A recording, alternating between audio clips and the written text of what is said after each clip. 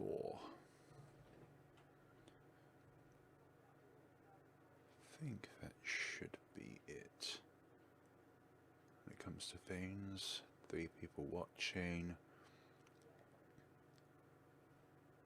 Let's see. That's there.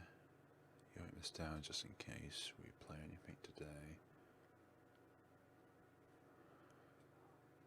Put that to one side. That's there. 3 people. Yeah, I initially started this to be around 7 PM UK time, but because I'm not doing anything right now and I have a bit of a cold, I thought we'll start this early, and then if I feel very, very tired, then I'll get an early night's sleep. Hello, Goopy. Welcome to the chat, and also as well earlier on, thank you so much, Ad Raj, for the kind comment earlier. Thank you very much. Wait for like 10 more minutes or so, and I've started this very early.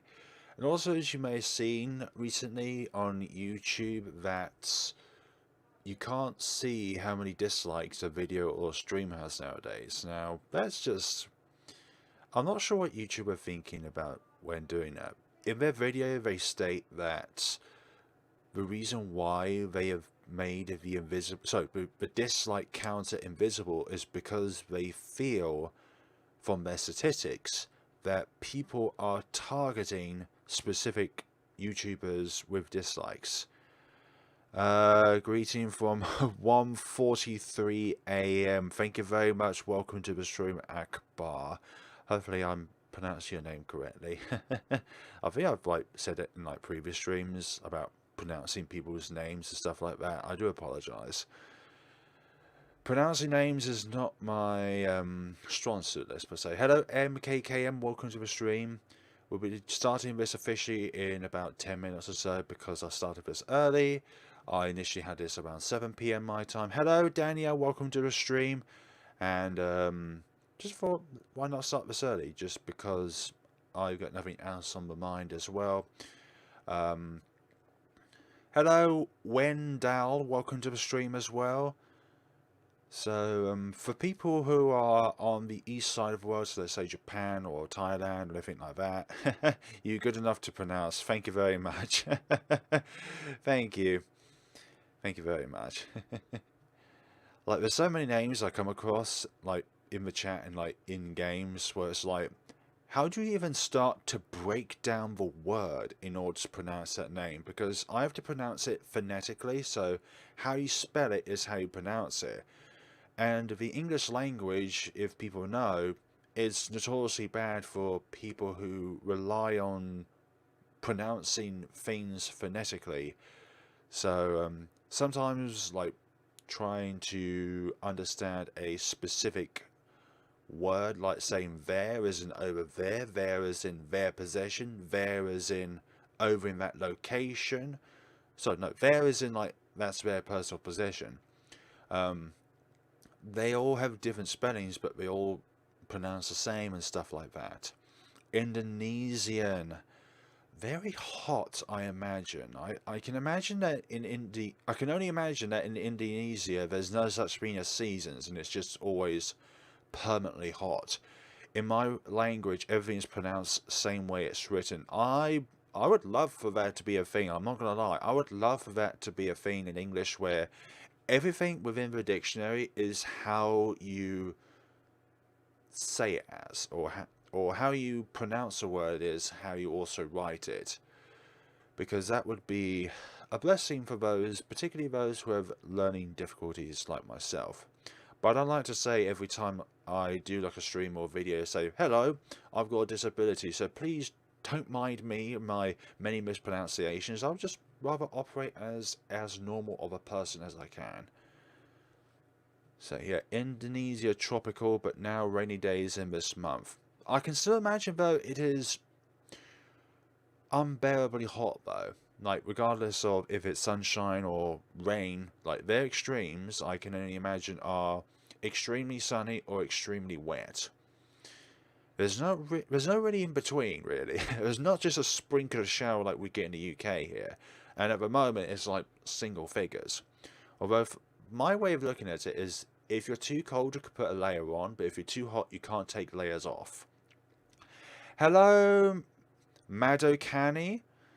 Is that how you pronounce the first name? Welcome to the stream, and thank you very much for that little angel I think it is an angel emoji. If you notice, if I tilt my head that way, it's because that's where the chat is, and also that's where my other monitor is. And my webcam is in front of me, but also below the webcam is a monitor. Oh dear. The strange things that go on in life on a day-to-day basis. I think this is one of the beauties of doing streams rather than videos, is that you can talk in a more open, free way, whereas in, let's say, a pre-recorded video, it feels more structured, but also less free to do what you want. You're always observing what's around you, so let's say in the game, you're always observing the environment around you. But when it comes to a stream, it feels more free to be able to talk and express. Obviously, there's certain limits, like you can't just suddenly be all racist and stuff like that. That's no good. No good whatsoever. Also, for anybody in the UK, one of the topics that's trending on Twitter at the moment is vegan, and it's not the fact that it's the subject of vegan itself that is interesting, but it's how it got trending in the first place, and it's because somebody was quite offended by the fact that what was it? The fact that the sandwich wrapper says turkey, whereas the Y in the end has an E on it, so it's turkey, cranberry, and something else, and she was shook by it for some odd reason. But it's stated on the packaging in like about 3 different locations that the actual beverage itself is suitable for vegans. So I was like, what?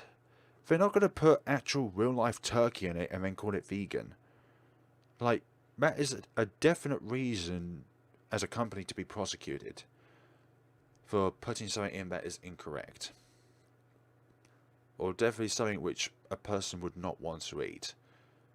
So yeah, 7 people watching right now. That is that. I shouldn't really look at the numbers. Like, the numbers are not important. It's the chat that's important. But also as well, those who are silently watching and not partaking in the conversation, but just absorbing what is around you.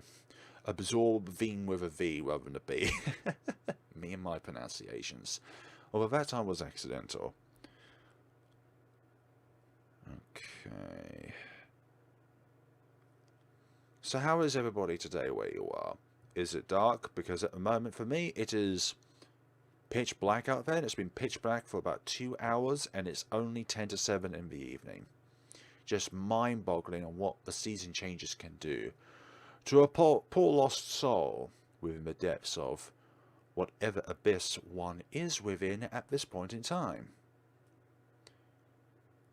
But if anybody's just wondering how I'm feeling, because the title of the stream is a little bit dark in itself, feeling like burnout, as in a topic of, in my time it's 1 PM, so 5 hours behind, so I can only see that as being East Coast or somewhere in South America, that sort of location. Like America, East Coast, late evening over here. It's always interesting to see where people are actually based in the world. And who's watching at this point in time. Mexico, okay, so Central America. I said East Coast of America or South America, but that's what you would call in between. In my place it's almost 8 PM, so 1 hour ahead. So I'm thinking like France, Germany, Spain, Portugal, same time as UK, or somewhere in West Africa. I see you sub and view more grow than last month, in my opinion. Like, it varies. I think it depends on what game I'm playing at that point in time. Like, if I play a visual novel that's just been released, then I expect to do well, especially in the first video. But at times, I barely even gain 100 views on the first day. And when I started out on YouTube, that would be like a dream come true. But after 6 or so years, I kind of expect just a little bit more out of 6,000+ subscribers. But then again, it's not about the quantity, but it's the quality. Like if you can, let's say for example, if you have 1 million subscribers, but only have about 100 like subscribers that advocaatly watches you, that is worse off than, let's say, if you have 1,000 subscribers and you have 100 subscribers who watch you very often. Sometimes it's not about the raw numbers, but it's about like the number of subscribers you have in comparison to the number of views that you have. Like, what's the ratio between each other? You're good to measure the time, so thank you very much. Yeah, he is. Yeah. And over the years, it's like I've always done this sort of thing for like a passion's sake, but more as time goes on and more that trend changes, sometimes I feel like I want more than just, well, just putting in the passion, but I want something to get out of it. And a lot of it is always down to like what people say in the comment section, like what people think of the videos themselves. Because you can get a lot of views at the end of the day, but if all of those views come off with a negative animosity at the end of it, where you feel more deflated than when you begin, then that's not a very good video. And unfortunately nowadays you can't really see if that video is good or not, because YouTube has removed the ability to publicly see dislikes on a video at any given time. So for example, if there's another YouTube Rewind, you can't see the number of dislikes on it because in 2020 the like to dislike ratio was so bad. And I think like in the video which YouTube creators published before the actual activation of the invisibility of the dislike counter became live, was that they said something about, is this really about YouTube Rewind being a factor? And it's like, yeah, people experience dislikes, and some videos unfortunately get more than others, but that's the nature of making videos, that you're not always going to hit a home run, and at other times you do hit a home run. And my home run when it comes to views is one Misao Definitive Edition video where I just literally went over all of the deaths that is contained within that game. But I didn't expect that to blow up at all. Like, I did not expect that to blow up at all. Like, that has about like near 600,000 views or something. Like, I think you having fun is most important of those that say you are bad at dumb. I think it depends on what angle they're coming across when they say that I'm dumb. Because without clarity, like let's say if somebody says I'm done with no clarity whatsoever, then that's just a generalistic opinion. But if somebody has a, like, A, they would word their opinions more carefully, but B, they would put their opinion in a way so that you can look at it and thinking, I can take something away from all of this. I can see that this is what happened within the video, and then I can improve from there. But somebody saying, oh, you're dumb, or you're just a duplicate of Manny, or you're this, or you're that, how am I going to get anything out of that? Like, you're saying something without any clarity behind it. And that's something that I get, like, incredibly astronomically low. But it does happen every once in a while, and that's just, unfortunately, it's like life itself. It's not just YouTubers that get it, but it's just life itself. There's always going to be a day which, doesn't matter how much you try to look up, it always seems like you're looking down. And I think it's not the going down that's bad, but it's the staying down that's bad. You're not, God, gosh, what's the best way to put this? But you're not staying down for a long period of time, because then it's much harder to get out of that down period because you're within a cycle. Okay, I think I'm going to like officially start this stream now. That's just discussing the feeling of burnout. So, for those who probably don't know what burnout is, it's a word that is described for creators, well, not for creators, but generalistically when you have all the resources at your disposal that you need to create. In this case, we have the games to play. We have the time to play. There will be always someone that only wants to make people feel bad. Unfortunately, that is the case, and you just got to look past it. You got to ignore those that don't actually provide any constructive criticism towards you, because that's just blah blah blah blah. As a certain fumbug keeps going on at a COP26 summit. It's like, yes, okay, you've raised your opinion, but you're not giving any kind of constructive criticism. It's like, I'm not a problem solver, I'm a problem finder, but in that case, it's a problem maker. Like, I love it when people are passionate about like global warming and saving the planet, but there are ways to go about it that does not involve just blah blah blah. Anyways, back on topic, burnout. It's something that has hit me harder recently, more than other times really. And that's why I put the video up earlier this week announcing that don't overwork yourself, you know. Yeah, never ever overwork yourself. Because even if you don't know you've overworked yourself, your viewers will know about it. They will, even if they don't comment about it, they will know about it. They will know that you're not the usual self that you are.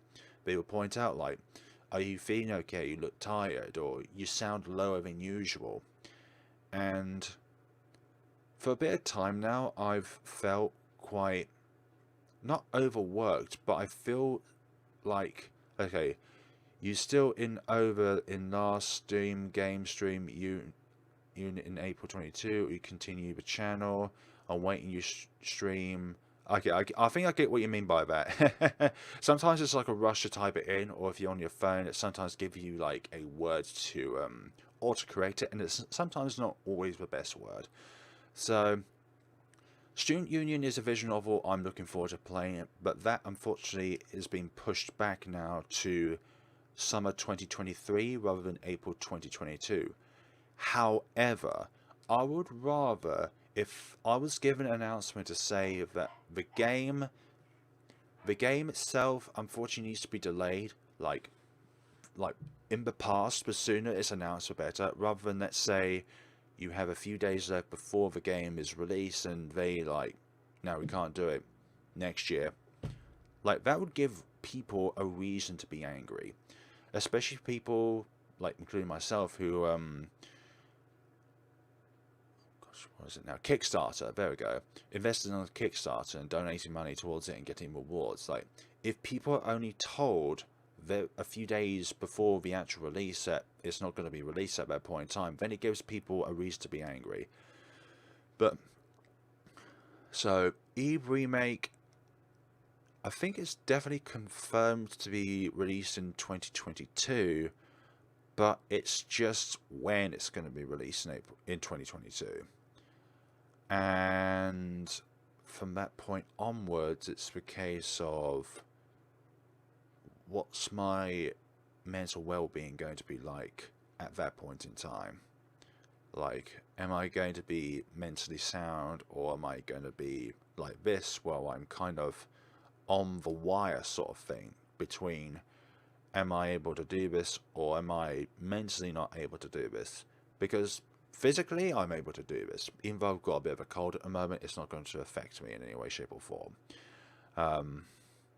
But it's always about the mental space in which your head is in at the moment. And recently, more than not, it feels like the mental headspace I've been having when making videos has becoming more and more, what is the word? Not causing depression, not causing anxiety, but it's more like, it's like trying to fill out a milk puzzle, and you can only do it very slowly. But that milk puzzle, speaking of milk puzzle, that milk puzzle slowly gets solved.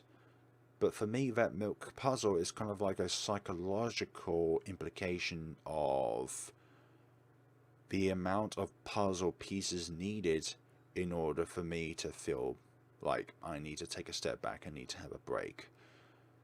And at the moment, I'm not in the space in order to try and comfortably make videos, because I will sound like I did in my initial video saying that I'll be taking a break. I will feel down because when I try to make the video, I just know that it 9 times out of 10 it won't perform well. And it could be down to the game, it could be down to current trends, which obviously more times than not is always against me, because I'm not that kind of content creator that likes to make games on Call of Duty, Fortnite, FIFA, this game, that game, follow this trend, follow that trend. Like, trends are creatively constrictive because it constricts you of your ability to be creative. And unless you're somebody who has multiple millions or even just like a few 100,000 of subscribers who can kind of mitigate their way around it because they are big names, you're not really going to get far on YouTube if you just play like very, very small, not known at all indie games. And the other point in the video is ideas for the future. So what could I do for this channel in the future? And when it comes down to like for these ideas to come down and initiate, I would say that the initiation of said changes, if there are going to be changes, would be, let's say, 2022. I think that January 2022 is a good starting point in if there are going to be any changes to the channel for them to be made. So for example, if I want to pursue this route, then it will start in 2022. Like, there are still a few games out there which I really want to play. Like, there's one that released today, which is a Korean horror visual novel called Novenas Diabolos. And I'm like crikey, I want to play this, but for goodness sakes, I'm currently on my hiatus at the moment. Like, do I have to have a break from my break in order to play it? And that's like one of those few horror visual novels I've been really eager to play, because it gives you breadcrumbs to look forward to, but it doesn't really give you any bite sizes in order to actually gulp and be like, yeah, I'm very satisfied with this experience. But it's like it gives you breadcrumb like trails to follow, but the end is kind of like a uncanny valley. It just dips. You can't see what's next. So yeah, it feels like its own gravity pull being in a burnout at the moment. And hello, I'm going to pronounce the pronunciation of your name, but Savhira, is that how you pronounce your name? Maybe I'm what do you mean maybe I'm definitely going to be not there when it comes to pronouncing names correctly. But welcome to the stream, and thank you for checking out the stream itself. We're currently hopping between the theme of Burnout and also ideas for the future of the channel. Or it could even be like a new channel which has a different focus altogether. You got it right.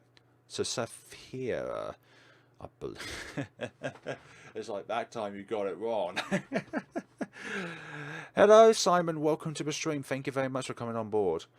So I think I've already gone over this, but the theme of Burnout is you don't break a break for your break. Yeah, exactly. But I do watch somebody who plays Plague Inc. Evolved and other games like it, and they literally said like they had to come out of a break from their break on YouTube in order to play the like the cure mode of it. Hello Jane, and hello Skull-ish. Scottish, there we go. And welcome to the stream, all of yours. Wait, where was I in the chat? But it feels like burnout is just such a horrible feeling to have when you have the ability to create, you have the technology, so the resources to be able to make something, but it's like you have all the pieces to make a car, but you don't have any ability to move your foot in order to interact with the acceleration pedal. And that's what it feels like at the moment. It feels like there's no drive despite all the physical applications being installed. Yeah, that is not you though, that is a different person. Oh. I'm not sure what you're referring to, but maybe it was something that I've looked over recently when chatting. But I just feel so burnt out, and I think I know the feeling. And it's not just one thing that has contributed towards this burnout thing. It's always, whenever something big emotionally happens in life, it is very rarely just one thing. Like, unfortunately, let's say if a relative passes away and they were really close to you, or if a friend passes away, or if a pet that you truly love passes away, that is kind of a very, very singular reason as to stop content creating for a bit of time. Do you feel disheartened because, one, you didn't reach a personal goal, two, you didn't reach goals compared to other YouTubers, number three, something else? The answer is all three of those put together. But I would say when it comes to like what has affected me the most, it would be three, something else which comes first. Then the second point is you didn't reach goals compared to other YouTubers. Like, my goal for this year was to reach 10,000, and this year I believe I started with 5.8k subscribers, but I've only managed to get to 6.4, 6. What is my current subscriber count, for goodness sakes? But let me look at it. I have to look it up. A 6.53. So only about a 700 subscriber gain.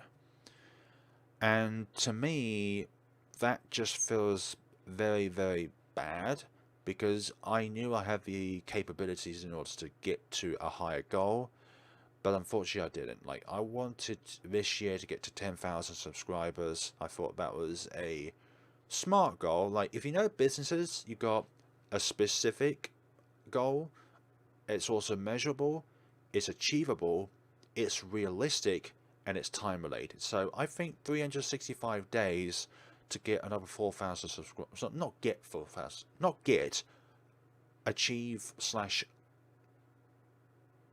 achieve 4,000 subscribers more. I was about to say earn, but that sounds very monetary. That's still good. Sometimes you have to celebrate. That is absolutely true. You have to celebrate the little victories. You have to celebrate each step of the way, rather than trying to think everything as this huge, one massive, gigantic thing. No. Everyone's journey and everyone's career and stuff like that always has little objectives, little tiny pieces. But when you put all of those pieces together, that is the aim. You have objectives to get to that aim, but you still have that aim there. But I'm a little disheartened that I didn't reach my goal in comparison to, let's say, other YouTubers. Like, let's just say Manny Badass Hero. This year and last year, he has been astronomically killing it when it comes to his growth. Like 1,000 to 2,000 subscribers a day gained. And I barely got 600 subscribers throughout the entire year gained. Like, bloody hell. Like, that's really annoying. Like, it feels like what I put out there at times, it's just not, it feels like there's not any kind of reward out of it. And one of the only rewards out of it is when people say, like, they really appreciate the video, or they really enjoyed the video, or anything like that. Like, sometimes, even if your video doesn't do well, that's the only reward out of it. which is people commenting on videos, people liking the video, and yeah, sometimes that's like the only thing that's rewarding out of a video, rather than creating the video itself. Why do you compare yourself to? I don't compare myself to him, because he is just far bigger. But it's the fact that like it hasn't been as bad this year compared to other years. Um, that people always say like, well, I would like Manly to play this game, or I would prefer Manly to play this, or something else along the lines that includes Manly in it. And it's really griping that, and it's usually like the same few individuals as well.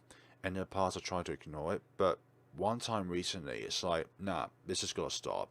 I need to address this, and I don't want people to continuously do that because they feel like that one particular person is better than others, just simply because of A, they started earlier with this kind of thing, or B, they've got a larger audience, so therefore obviously their opinion is automatically right in comparison to others. But that's just like, if you have one opinion, you have another opinion of like an equal opposite, then it's like, hello ally bunny.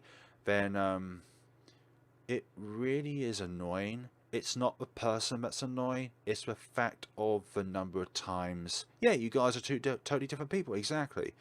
But we play similar games, but we have different ways to look at these games. Like, I personally choose not to swear in my videos, well, I think Manny does. Like, if a swear word appears in the game, I don't mind it being there, but I choose not to say it. So, for example, one word, I would replace it with fudge. You know what word I'm referring to, but I'm not saying that word. But that's one thing I think that's different about us, and obviously we look different. Those people who say that are, yeah, that's one way of saying it, insensitive.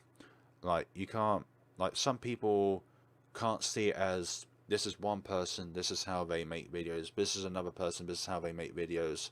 They both cover similar games, but yet they're two different people.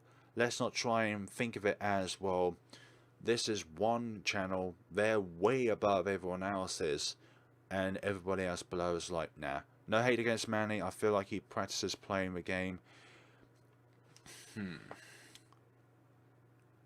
Like, that is one way of looking at it, and I agree to a certain extent. But what I feel like he does is, his first time around is blind, but every other time's just try to get all the other endings. I feel like he digs into the game's files in order to know the script on how to activate the other endings within the game. So it's like he goes in blind the first time, but yet all the other times he reads into the game's script in order to know how to get to the other endings. Now that in some way is really deconstructing the game in a way that doesn't feel rewarding. That's like, it's rewarding to the viewer because they can see how the ending is done, but when it comes to actually explaining how you got to that part, you can't really do it in a way that you feel like you can be honest with it. Because it's like saying, I found this ending because I found it not through a walkthrough, but I found it within the game itself. Yeah, he just acts like it's blind when he records it. A lot of kids watch him so they don't notice. However, it's like, it's the little things in there which you can notice. No hate to the guy, obviously. No hate to him whatsoever. But I just don't like it when people keep bringing him up within comments, and it feels like you're a duplicate, a shadow, an inferior person. We're all individuals at the end of the day. We're all individuals, whether if you have this number of subscribers or that number of subscribers. But when you see a person play a similar game that you do, and it feels like they are literally leeching all of the potential view count, then it feels like, just got here, but have you all discussed maybe collabs with other... like that in a way. I can tell that in your videos you play them blind. Yeah, because I'm sometimes quite vocal with how I go about things, because the only time I'm going to express this, the only time when I play through a game for a second or third time is because either I lost footage of my first time playing it, or or I accidentally muted my microphone or something like that. It's like, I don't choose to play for it a second time, but yet I had to, and you kind of lost that blind experience if you go through the game another time, if it's like your first time, and their thought processes. Like, we play games differently, but yet some people think that, oh, I prefer Manny to play this game. Like, again, no hate to the guy. Like, I think he's done incredibly well. But on the point of collabs with other G-Maker YouTubers, that is one of the ideas I've written down. Like, I was in a car park today because I needed to, well, I was with my mum, we need to take my pet to the vet because he needed his dew claws cut. But his dew claws are all the same colour, so you can't tell where the blood stops around the dew claw. So, we have to take him to the vet so that then they can do it, so that if something does happen, like let's say you cut through a blood vessel, then they can treat it. And there I just jotted down just some ideas. So the first idea I had was to just continue where we left off. So just continue playing through the game, but that is like the safest but the least rewarding way. The second idea has stop playing newly released games, but venture back to older games played in the past, so let's say Umaniki, The Witcher's House, and Eve, and do like a heavily researched thesis style video where you are literally deconstructing the entire game. My previous screen has stopped. Is it? No, it's coming. It's like a stop motion animation right now. Okay, I think we're back. Yeah, I think we're back. It's like, let's see, like going over aspect of the game. So let's look at the visuals, let's look at the puzzles, let's look at the story, mainly the story really, and try and break it down and do your kind of like introduction, you do your main bulk of the video, then you do like a conclusion, stuff like that. Kind of like if you're a university or college student, you get like the ideas of like what an introduction is and what like the main bulk of the writing is and stuff like that. That would be something which would unfortunately consume a lot of time and would probably limit it so that I could only make 2 videos a month or something like that, because of the amount of research, the amount of game time, the amount of editing. Yeah, it was acting funny. Like for me, it was a stop motion animation. If you know what that is, it's literally, you can see each frame of the animation itself. So doing like a PhD thesis kind of stream is bad for me too. Is it still like that? It should be okay now.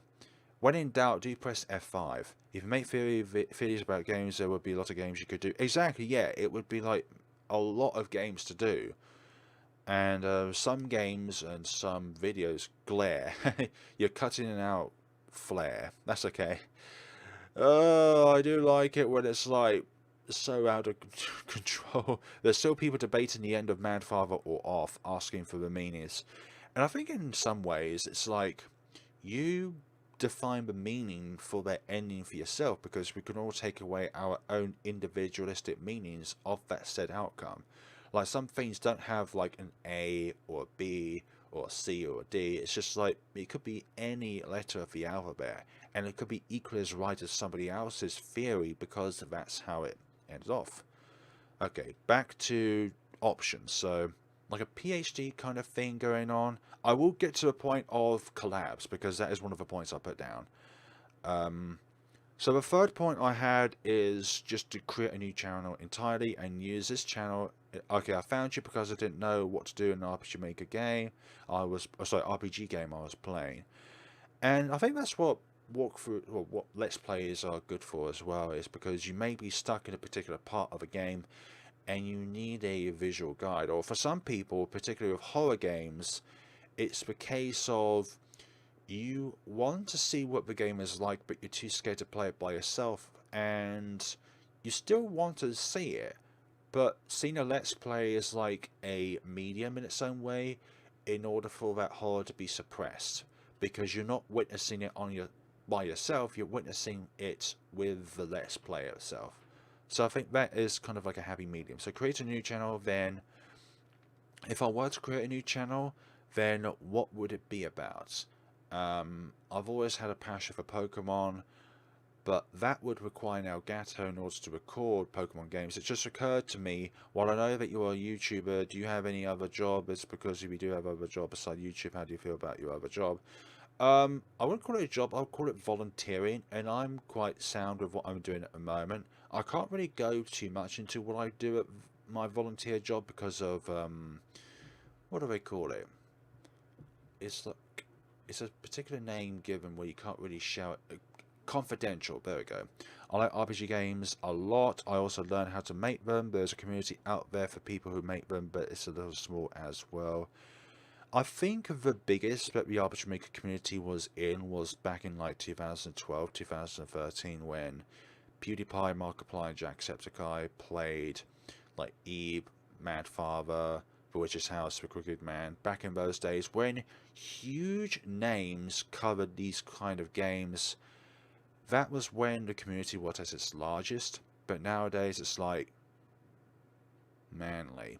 There's so many cool Switch games, and it could be something else as well. Like it might not just be Pokemon, but it could be other Nintendo games. Like I've always liked Mario Kart as well. Like trying to play that online sometimes can result in a few crashes, not in the game crashes. Yeah, you're right. When those games were new, exactly. Yeah, when the games were new, and it was kind of like an untapped thing which could blow up, and games like The Witch's House, Mad Father, all the old games, classic games. It feels like nowadays there's only a few big names playing them, and they kind of monopolize the amount of views that they get because they are. Oh, can we play Mario Party? Oh yeah, there's a new one that released very recently. And if I had an Elgato sooner, and if I set up a new channel like earlier, then I would even consider playing Brilliant Diamond, because that's a game in the UK that's going to be released tomorrow. Although for those in Australia and places like that, that's already released and people are already streaming it. But stuff like that. Another possibility would be a tower defense game which I play a lot in my spare time called Bloons Tower Defense 6. Trying to find like the best strategies in order to try and progress through certain levels through there by trying to place down the correct kind of tower to defend against this kind of thing. It's already bloody well. Aren't Nintendo games notorious for being hacked into anyways? I live in East Coast in the US, so oh yeah, I thought you said you live in Mexico. Was that somebody else? Sensors made in Unity, BDSP is already playable on PC. Oh, goodness sakes, yeah. Like, you get emulators, but they're like on very old games like Emerald. I see a lot of people doing no damage run, speed run, etc. challenges for games. I think some other. Yeah, that would actually. Like, I'm trying to think. Purgatory 2 Demonic Mode is a challenge in itself. And I can say proudly, like, this is the only time which I'm going to be proud of an achievement I've done. But I'm the first person that played the English version of Purgatory 2 Demonic Mode and recorded it and successfully ran through it. Like, that is one achievement that I can say that I've done. But also did it in one of the fastest times as well. Like, I think I'm the second fastest ever to complete it. But yeah, Bloons Tower Defense 6 is a game which I play a lot in my spare time. I feel like I can do a few different things on that game, and with different updates as well, like let's say the Lich boss on that game, and Balloonarius, and how to complete certain levels. Like with the 14-day stream that I'm doing in December, one of the games that I'm doing is Bloons Tower Defense 6, just as one of those games which is very off-brand from what I usually do, but it's a game that I'm passionate about, and I feel like that the passion behind the game that you're playing is more important than the game that you're actually playing, even though the initial reason why you went to that streamer or let's player is because of the game, and then you get to know about the let's player in time. But then another option would be anime games, but that's nowadays very generalistic. Like, I like the speedrun idea. Yeah, let's say, how fast can you go through a particular game? I've always wanted to see you try Vivati and Evil. Vivati and Evil? Oh, Evil Tonight as in like a game now. I thought it was like, and Evil Tonight. I looked at tonight thinking, do I do that tonight? I also missed the box stream you used to do. Oh, like when I randomly pulled a game out of a box and played that. I like that Christmas stream we did. Oh yeah, the gosh, last year was the Tiltify one around. I forgot what's called. It's not called New Story. It was another charity. Thankmas. It was something to do with like starvation around the world. Now this year it's about, unfortunately, it's about homelessness. But I also want to take part in that because I hope with my own abilities, even a small bit of difference is better than no difference. Evil Tonight is fun. It is having lots of updates since releasing. Viveti's on Steam if I remember correctly. Let me just look it up. Steam. Let's see. Vivie. Oh yeah, it's even on my wish list. So, exploration puzzles and a touch of classic horror awaits you. You know what? I've just looked at the video and it kind of reminded me of like the intro of Witch's House. Have you ever tried playing puppet combo games? You know, I've never even heard of that. Purgatory 2 is another success game in your channel in the past 8 months. That game is the only game that did really well on my channel. Like, and I think it's simply because I looked through all of that game within the amount of time period which I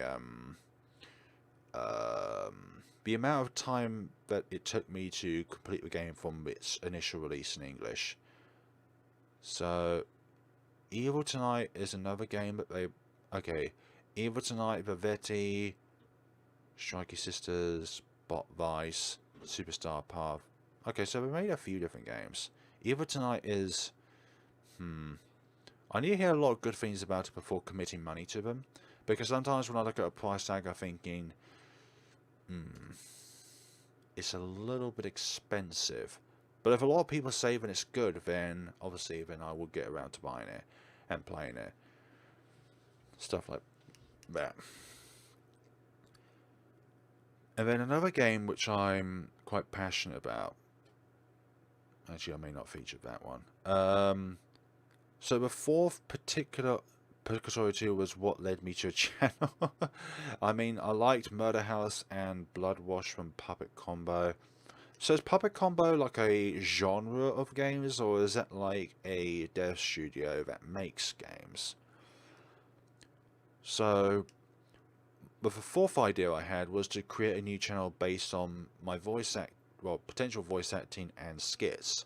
So skits is like you're enacting a certain scenario, stuff like that. And a YouTuber called ProZD kind of does a lot of funny ones, even though a lot of them are like anime based. They're still really funny in their own ways, and they're really short as well.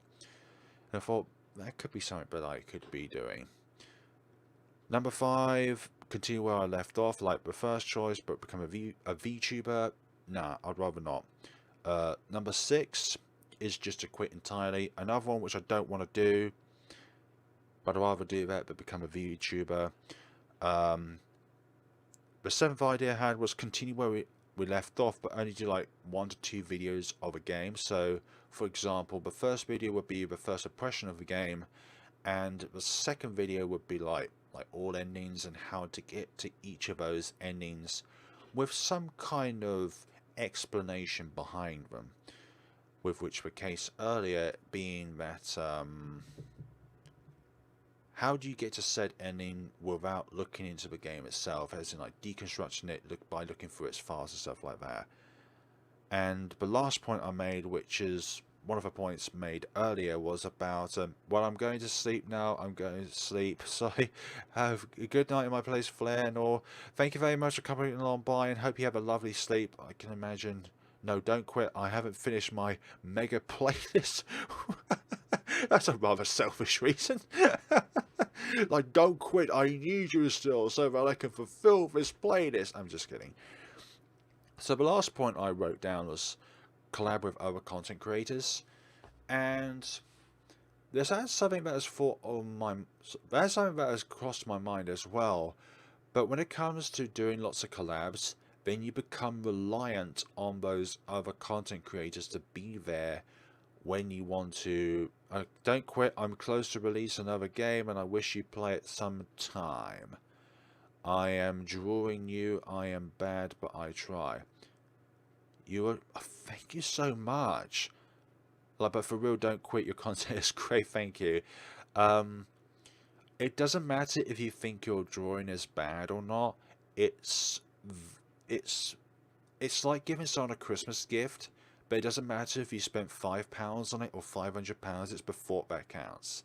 Like, a gift is a gift, and you should always treasure each present you get.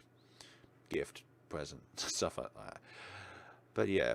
But when it comes to collabs with other content creators, you become reliant on that other content creator to A, be there, and B, be available for that time. Because with content creators collaborating with one another, it becomes a case of, does your timetable align with theirs? Like, I love the candle walkthrough. In what aspect do you love candle? Candle walkthrough, but like, Candle was one of those games which I did not get along with that well because of the survival mechanics. Like, if you had a bar that indicates like how much life your candle has left, then that would be more reassuring than just getting a little bit of description to say, oh no, don't, my candle's about to blow out or something like that. But also I hate the fact that when you enter a room, like, it's not guaranteed you're going to get a quill or a candle to be able to save your game or be able to see. Black Winter I had to delete because the developer was lying about the positive reviews that they got on the RPGmaker.net page. This was like about 4 or 5 years ago. Yeah, that was the main grift for me. Like, Black Winter, unfortunately, was a game I had to delete because I did not want to support the developer for the reasons of, they were pointed out that the developer was putting up fake positive reviews of their own game because it was getting a lot of flack from people. A good collab idea could be speedrun challenge. Like, would you say in that regard it would be like, which one of you two could finish that game the fastest, or finish a particular part of the game the fastest, or something like that? To quote Zod the Immortal, fight human. Okay, thank you very much for coming on to the stream, Solon. So Black Winter and Goodbye Rebecca were two games I had to delete off my channel, like the Let's Play wise, because I don't want to support the developer who would stoop to such a level. Good to hear from you again. I hope your day is going well. Aside from a cold I'm having at the moment, my day is going well. And my theme of the wedding was a twist and turn. Yeah, that was an interesting game. It's not one of my favorite games. Like, I would say it's about like 50% bottom tier sort of thing for me. Like, I did 2 different tier lists of where I'd place different RPG Maker games, like if it's an S or an A or stuff like that. Also with point 2, when I did like a thesis sort of thing, like at the very end of it, I could give like a final rating. So, would I rate this game a 8 out of 10 or an 8.1 out of 10 or something like that? Would I put it as a 3 out of 10 if it's something like Candle? Like, I would. Like, I would go over the points I love about a game, but I would also go over the points I did not like about a game and deconstruct it in a way that doesn't feel like, oh, tier lists are very popular, that you should do that one too. I've already done 2 tier lists on RPG Maker games. The first one did really well, view count, but the second one didn't really do that well. There's also some RPG Maker horror inspired movies. Well, I can't really go over those because I would be copyrighted or even copyright striked. Like, Akami Town made me cry. Is it because of the different horrors in that game? Like I thought, when I played for that game first, I thought it was scary, but yeah, but it's kind of funny in its own way. It's like I would like stop asking for jump scares. I like tier list idea. Like I'll probably incorporate it if I ever initiated my second idea about doing like a fetus kind of video on certain games. But I wouldn't do one on a game that I really, really despise, like Elevator Ritual. Like, it wouldn't be a thesis, it would just be a complaint video. Because I have nothing hugely inspiring to say about that game. Because it's literally copy and paste 99% of the time. And the enemies are far too close to each like hallway and stuff like that. A speedrun of Corpse Party the original would be sick though. Like, would that be the one that Memories of Fear remade, or like the original one that's released in Japanese or something like that? Or it could even be the one that released on Steam. Yeah, that would be pretty. That would be cool. Put it on speedrun.com. Oh yeah, that is a website that like has like a different list of lots of different games, but it also has a lot of submitted runs that people have done, along with like the evidence to say that the one before the Memories update, that it was insanely difficult. Oh gosh. Speaking of insanely difficult, there's a mode on one of Nama's games, which was released this year, which is kind of like Purgatory 2 Demonic Mode, but I've not been able to complete it. And I've tried it for a few hours, but it's more technologically impossible than Purgatory 2 Demonic Run is. Well, I haven't seen a playthrough of Corpse Party from Flare. I could try and find the rebuilt Let's Play that I've done.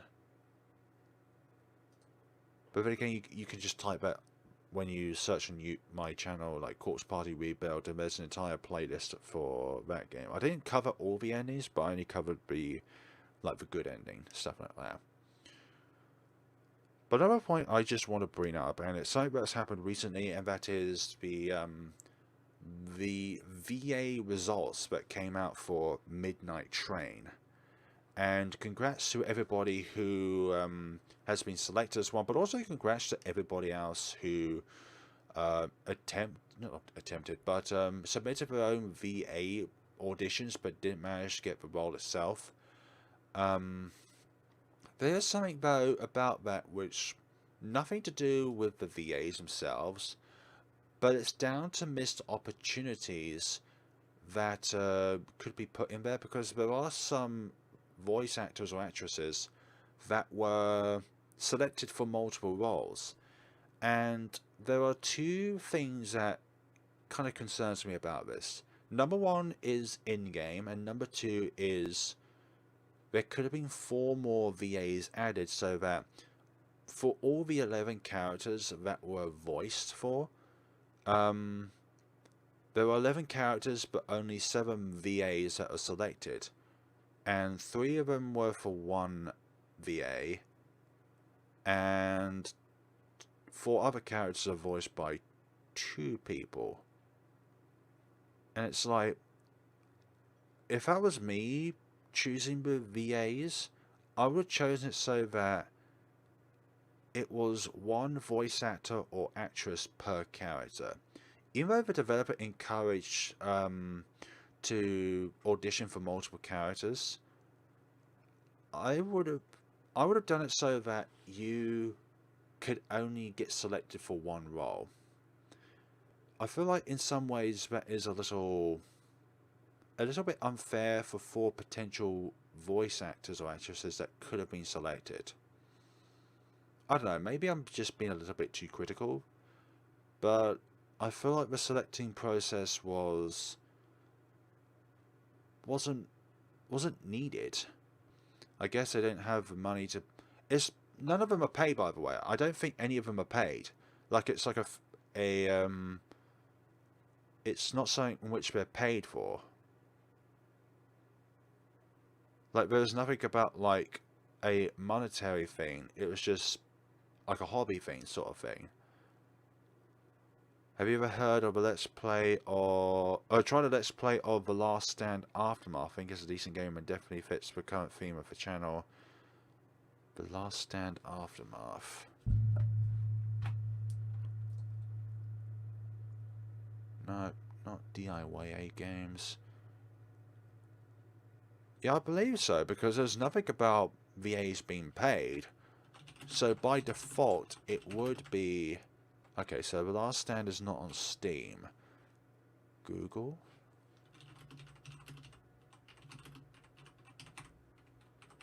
It would help if I spelled last as last rather than land. Okay, so it is on Steam. Oh, it released recently. Okay. So it's like a zombie apocalypse thing. That looks to be a game that is too involved for my PC to be able to handle. Although I do like the thematics of it. You know, it's like a... It's not a first person or a third person, but it's like a bird's eye view sort of thing. Or nearly a bird's eye view sort of thing of slaying zombies. Hello, Cotatude. I believe that's how I pronounce your name. Welcome to the stream. But if you have... If you have 11 different characters to voice for, then you would think that there would be 11 characters to voice for, but you would have 11 voice actors or actresses to choose for, so one voice per character. And this is probably a bit more conclusive going towards my unease about the situation. That is, when you hear one character talk or one character... You're lagging again. Oh gosh, not again. If you hear one character talk, and then... We're not even talking about this again, but we're making sounds. But if you hear one character emitting a noise, but then you hear another character emitting a noise, if they're the same kind of noise, then it doesn't really feel like you're listening to different characters. You're listening to the same character, even though they have different portraits. And I feel like it's a big missed opportunity to... Well, for particular people to kind of be able to have a chance to be able to voice act for a indie game. And one voice actress was selected for 3 characters, providing that one of them is mute, so you could say that it's still 2, but I don't know. Maybe I'm just being a bit cynical about this, and I'm looking into this too deep.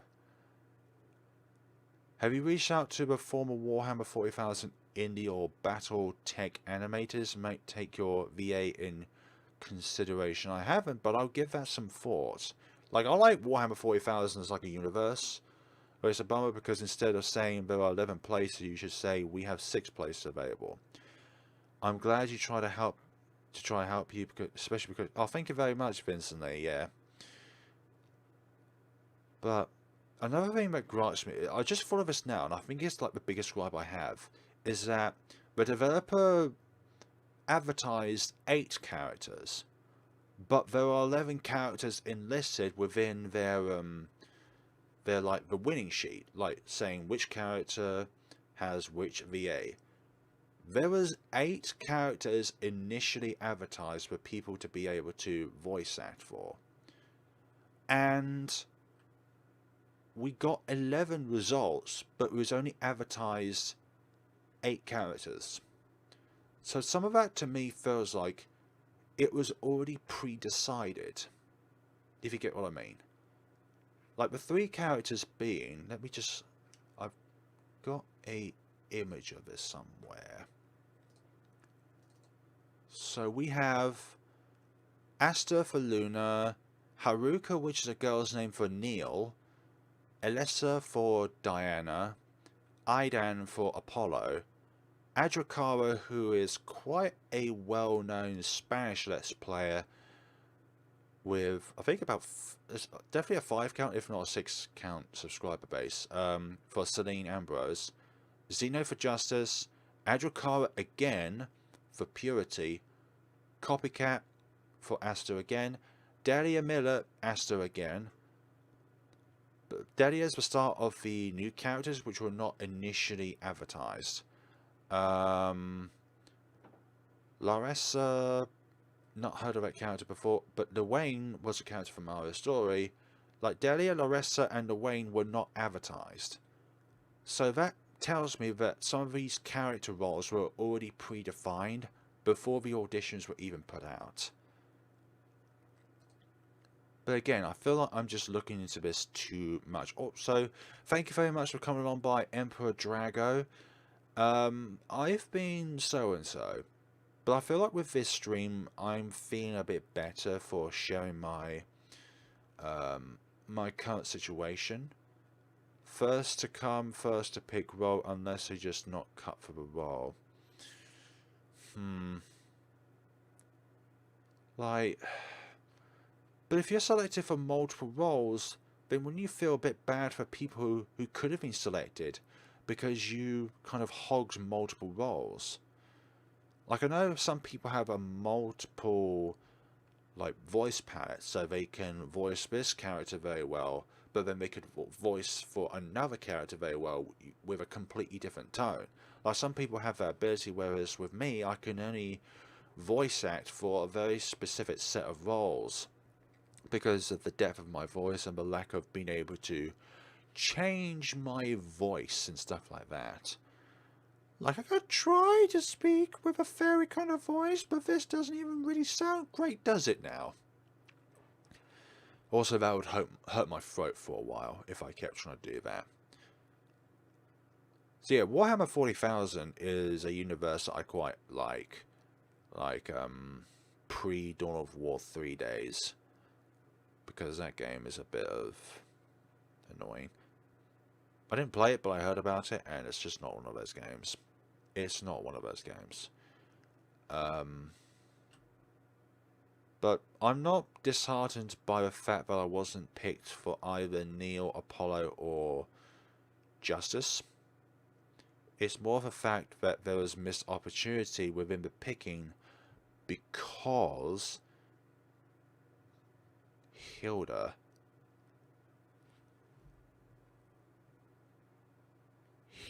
from what game had a character named Hilda?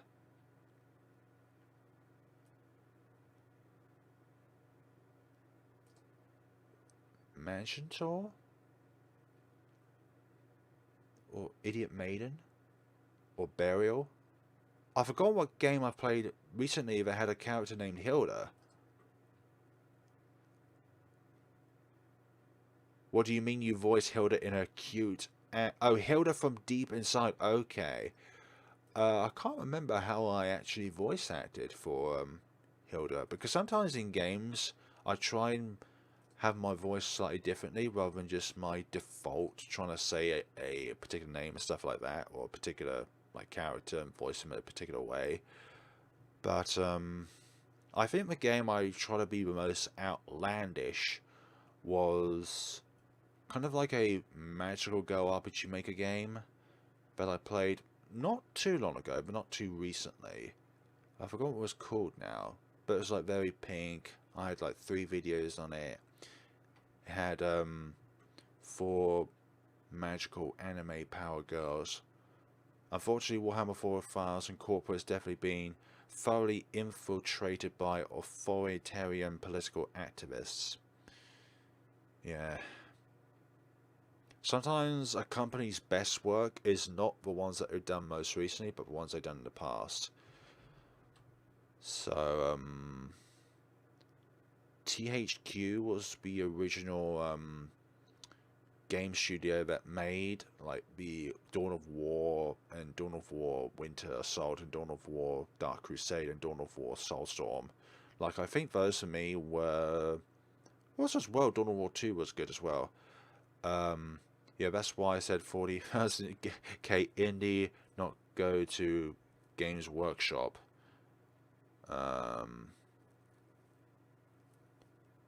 It depends on what kind of topics you're talking about, really, when it comes to that kind of vein.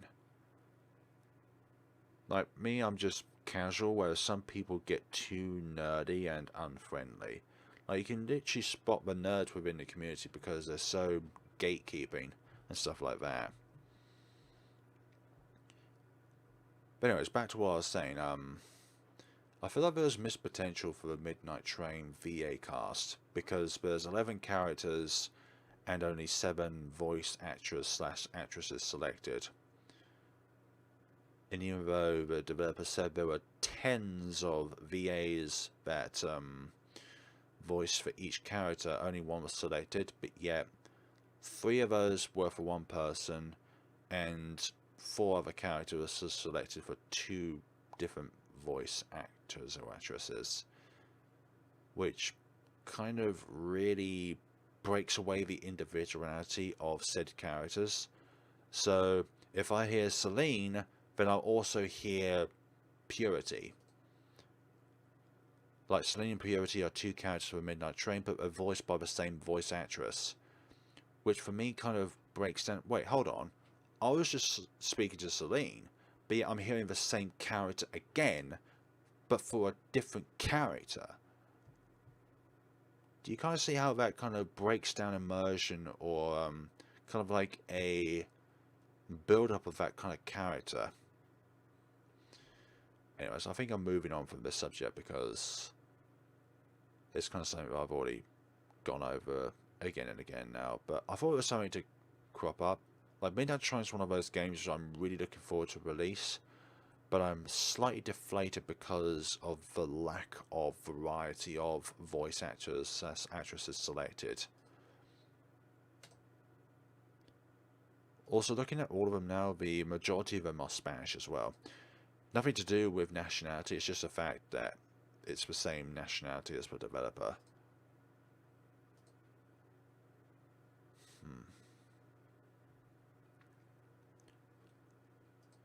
Yeah, going over like these things have been kind of refreshing, because if you try and bottle worries and stuff throughout your life, it's just going to get to a point where you're going to tear down from the inside. So I'm feeling much better doing the stream now than before doing the stream.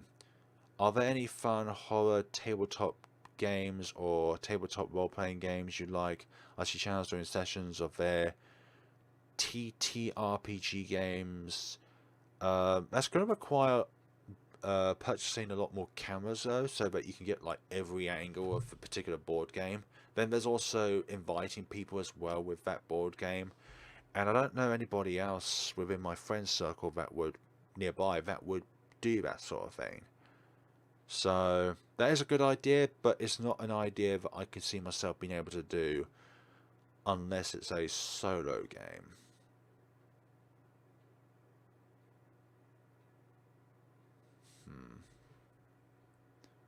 What have I missed in the chat?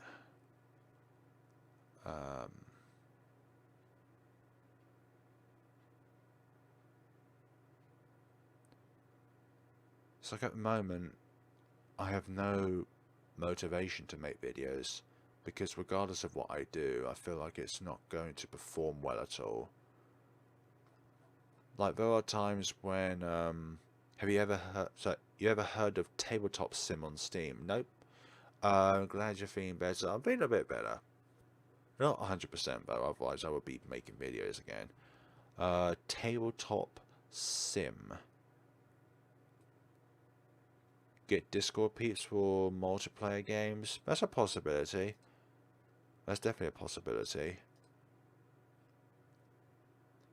Like, you would... But then again, would that work though? Like, Discord to YouTube?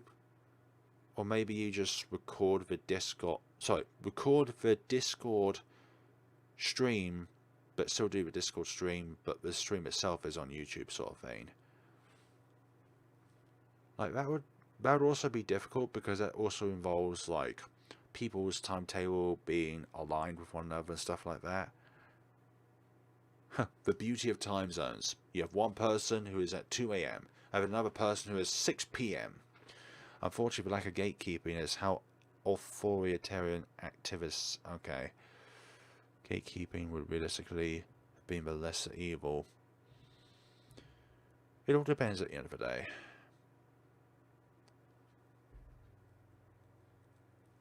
Tabletop sim.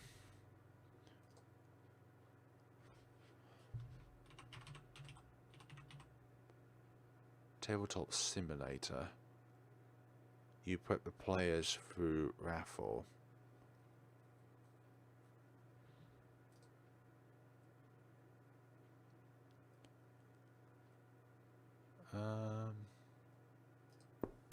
Oh, sorry about that.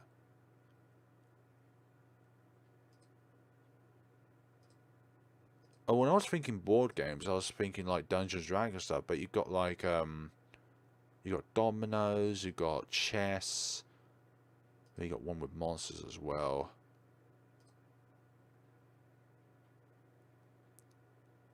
Have a lovely dinner, by the way, Jane, and thank you very much for coming on board to the stream. Thank you very much.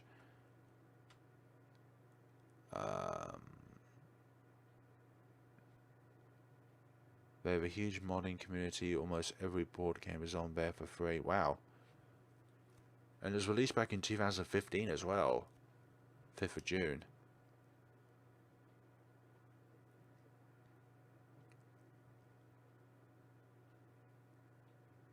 Yeah, but the D&D stuff is in the mods.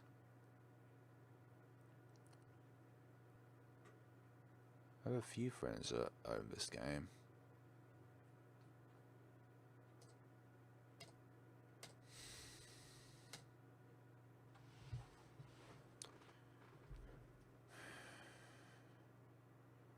Like, it's all possible in their own ways, but it's getting people to do it. But also the setup to make it all happen as well. Like, I've gone through all the ideas that I could possibly have to branch out, and no matter what you do, it's always going to have risks and consequences. Like, the risk itself is that it may backfire, and whatever you do won't get as much attention because it's new stuff that people did not originally subscribe for. Corporate rifts in Japan, within Japan.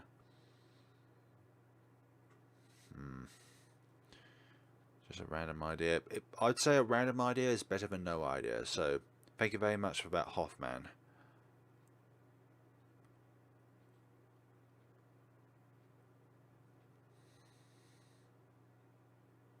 I lost track of what I was saying earlier. When you get so enveloped within a conversation, you forget to go back to the original point of it. But yeah, no matter what course of action I take, whether it's to continue with this channel and try and go in a new direction. So let's say with the thesis idea of going back on different games I played in the past and try and deconstruct it down to its tiniest detail and put it into a very, very constructive but also heavily edited format. That has its consequences of you can only post so many videos within your lifetime before you are completely overwhelmed with the amount of editing required in order to maintain that quality. But on the upside, it could attract a lot more new people to the channel. Like if I do a thesis on The Witch's House, for example, I would love to do that sort of thing. But I'll also include the Diary of Ellen as well. Sorry, but my internet lagged, so I missed a chunk of a stream. I think that's been happening to multiple people, I don't know. The beauty of streaming, am I right? But apologies to hear that. Like, if I see my preview has stopped, I know that it's me. But if I see a preview and it's going fine, but people say that it's there's an issue, then I don't know. It could be somewhere in between. Like the internet connection is rather fickle at the best of times.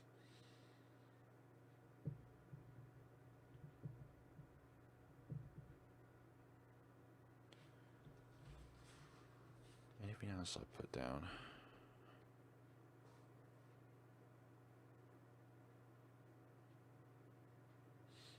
So yeah, becoming a VTuber is definitely out the window. I've already voiced my opinions of what I think about them in extreme length on both on YouTube and Twitter, and I do not plan on becoming one of those anytime soon. Actually, I think they one day will monopolize the gaming sector on YouTube. Like the majority of videos in the future that are new will be from VTubers and not from content creators that either have a webcam or don't have a webcam at all. And have you ever tried the poll function? Maybe a poll would be a somewhat decent indicator of subscriber interest for specific ideas. Yeah, actually, because you can create a post in your community section, which is a poll, and then you can include like different options and go from there. Also, as well, with that, you can also put down like what game would you like to see next included. You finished a picture of me. Oh, thank you so much. If you ever want to send it to me, there's a link to my Discord down below in the description of this stream. There's also my Twitter as well. You can send me a direct message if you follow me on Twitter. Wait, doesn't mean... Wait, do I have to follow you as well? Discord would be the easiest place to do it on. Gratitude has just joined the FlareBlitzed Discord. Thank you very much for coming on board. Wait to say hi. Hell yeah.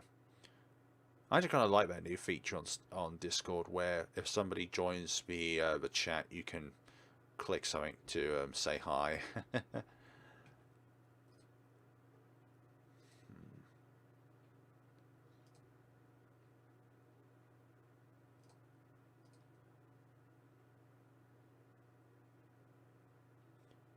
Also as well, Madacane, if you only want me to see it, then let me know, or if you want me to like share it on my own, I'm just gonna make a video for... Oh, thank you so much. That way anyone can see it. Truly, thank you so much. Like, I thought I was going to be in big cans for Flare. What do you mean by big cans? Like big cans of paint? Like, I like seeing like something like that, and I don't know what that 100% means. It could be anything. I'm coming back after doing it. It could be if I still have the stream around. But by all means, at me on Twitter, let me know on Discord, or any kind of social media platform that I'm on. I'm not going to try and dissect what that means, Solemn, for goodness sakes. Vincent Flares, thank you so much. I am a little bit awesome, but not too much. Maybe we could do a video or stream where we can show you fan art videos, etc. I'd like to do that sort of thing, but it depends on how many I get, because if it's just like one or two, then it's not really a video, but it's more like a YouTube short sort of thing. Like, that's been a popular trending thing because YouTube keeps forcing out this idea that you should create YouTube shorts, like 30-second videos which are like more vertical than horizontal, but we all look at something which is horizontal because we're looking at a video that is 16:9 rather than 9:16 sort of thing. Aspect ratio, I think that's what I'm trying to say.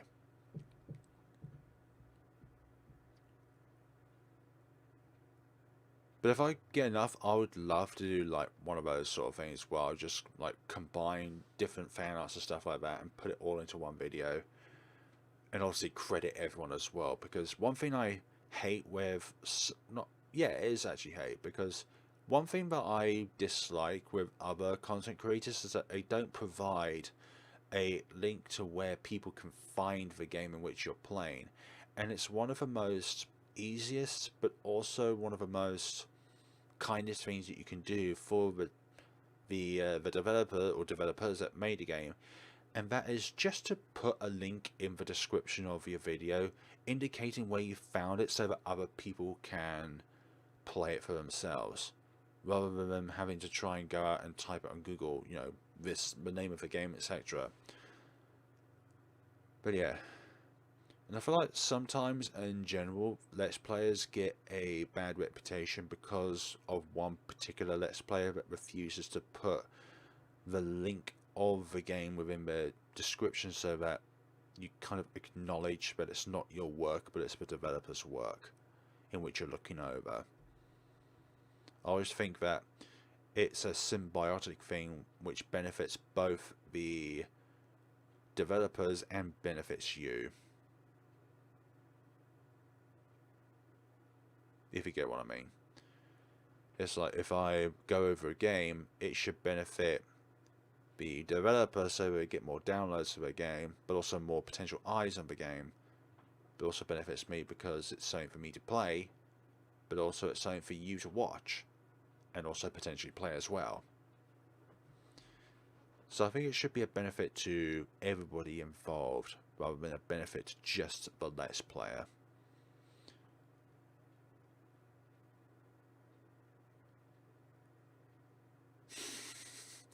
It's like a pirate way of saying a particular line.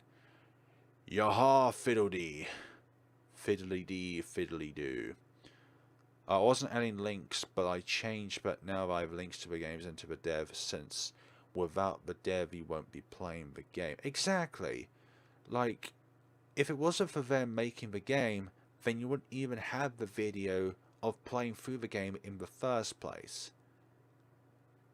So I always think of it as, if you didn't know beforehand, then it would be polite to put a link to where you found the game in the first place. Then I would call that not being stupid, but being not oblivious, but ignorant. Because ignorance can be cured, but stupidity can't be cured. So if, let's say, if you didn't know about putting a link within your description indicating where you can find the game, if you didn't know that that wasn't particularly the best thing to do to not add it in, then you'd be like, I didn't realise that, I'm going to change it now. Like, that's something which I would say can be forgiven over, but arrogantly and stubbornly refusing to put a link within the description of where you found the game so other people can see it, and you as a Let's Player not crediting where you found it, is a big thumbs down for me. Although in that case I wish I could see the number of dislikes, because YouTube decided it would be best for people now to not see how many dislikes were on a video.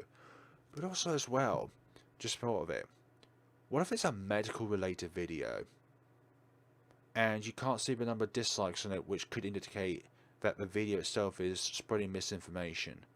Like, that is so bad. If YouTube thinks that it's not a problem if a video goes to something medical, but yet they don't feel that if there's misinformation on the internet about something medical, but they're not thinking that it won't be bad by not allowing people to see the number of dislikes on a medical related video.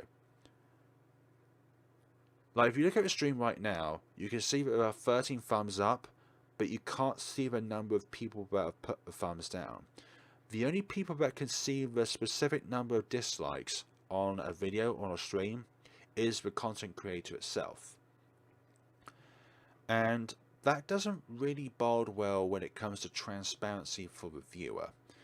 This is entirely YouTube's fault, and I don't know why they thought that this was a great idea.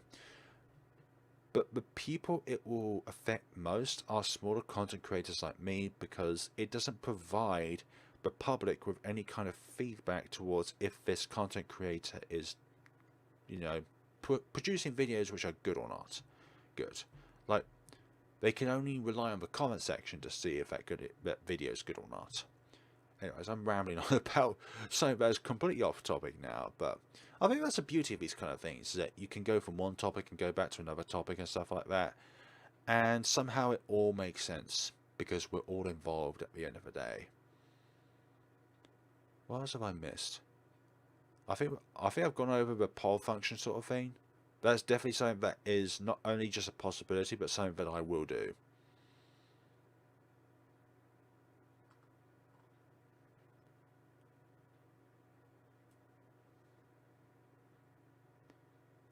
You are back. Hiddle-dee. Matt O'Kane is back.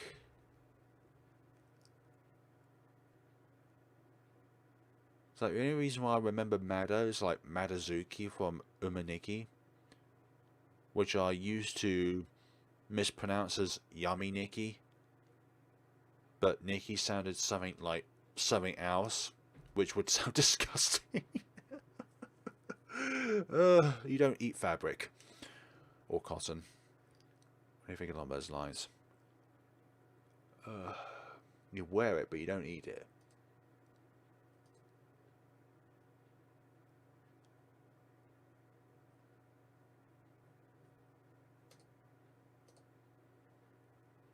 Gotta go, good luck with the channel. You help tons of indie devs, would hate to see you go. Thank you so much, Hoffman.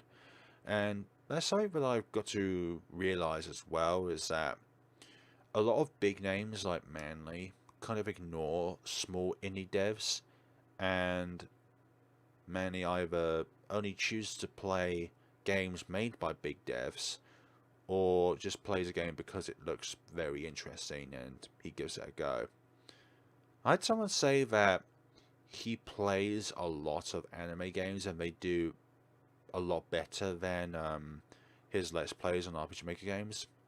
That's entirely false, because if you look up a game called... it wasn't too recently. I think it's called Leave Me. No, not Leave Me. I don't even know what that is.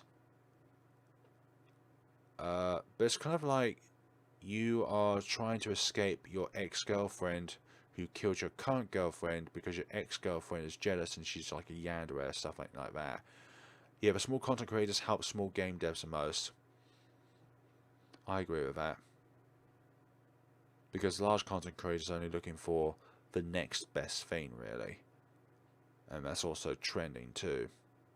I'm trying to find the name of the game. Because they're more willing to play it. Exactly, yeah. I've forgotten the name of the game.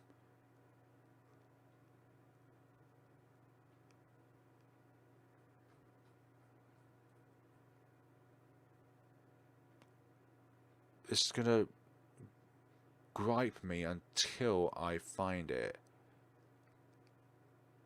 Alone, okay, it's called Alone. I was expecting the little square thumbnail to be of the yandere girl, but this game on Manly Badass Heroes channel probably has about 1.5 million views. And this is an RPG Maker game. And I think it's like one of his most viewed videos for the year. But yet it doesn't really fit the anime feeling. Anyways. Would large content creators be part of Team Indie Creator or Team Corporate Creator? I can't give you an answer to that one. Really. Because I don't want to sound like I know if they are or not. So I'm just going to leave that to imagination to decide. And because big devs are held by publishers who would happily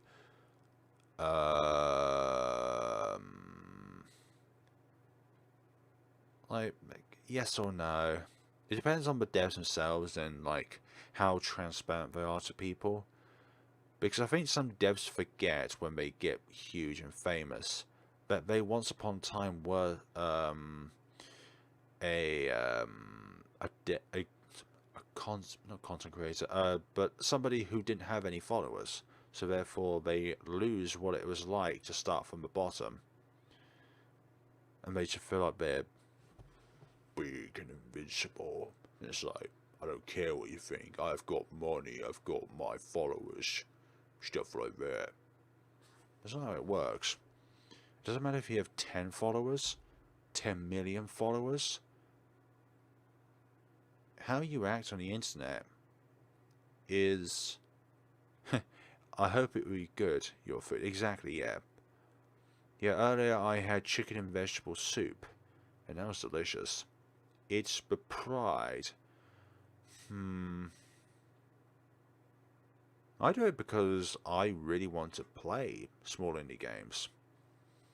And by doing that, I hope in some ways I can share my enthusiasm about these games in a way which makes the majority of the viewers in some ways happy, whichever way that would be, whether it be for the entertainment factor or for pride for being big and having a more solid income. Yeah, pride in its own ways is good, like having pride in your own work and pride in the things you've done, like pride and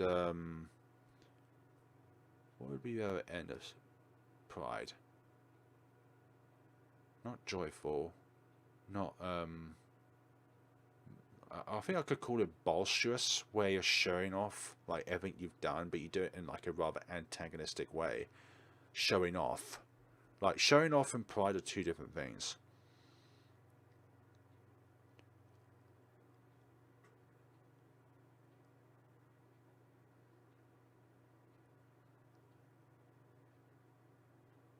Yeah, I love games. Like I love games. It allows you to escape from the horrors of the real world. And when you watch somebody play it, you're not alone in a way.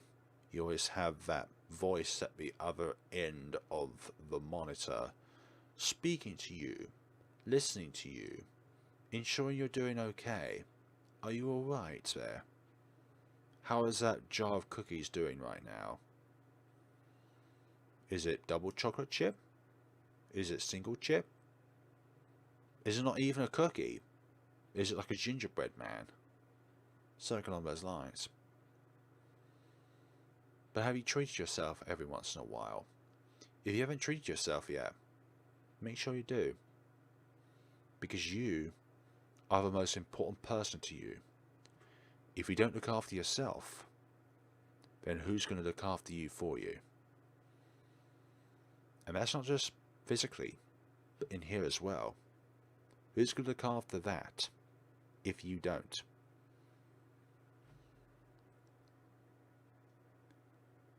I'm rambling now to 14 people.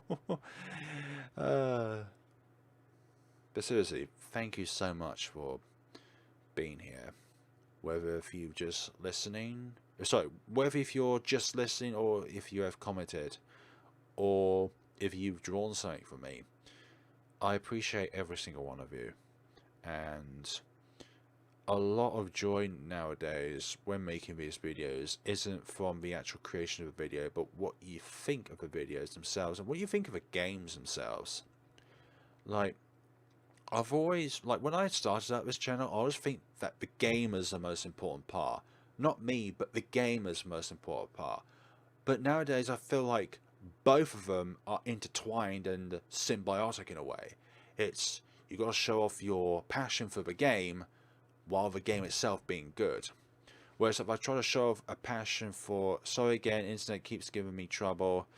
God damn it, internet. Can Cottitude's internet fix itself, please?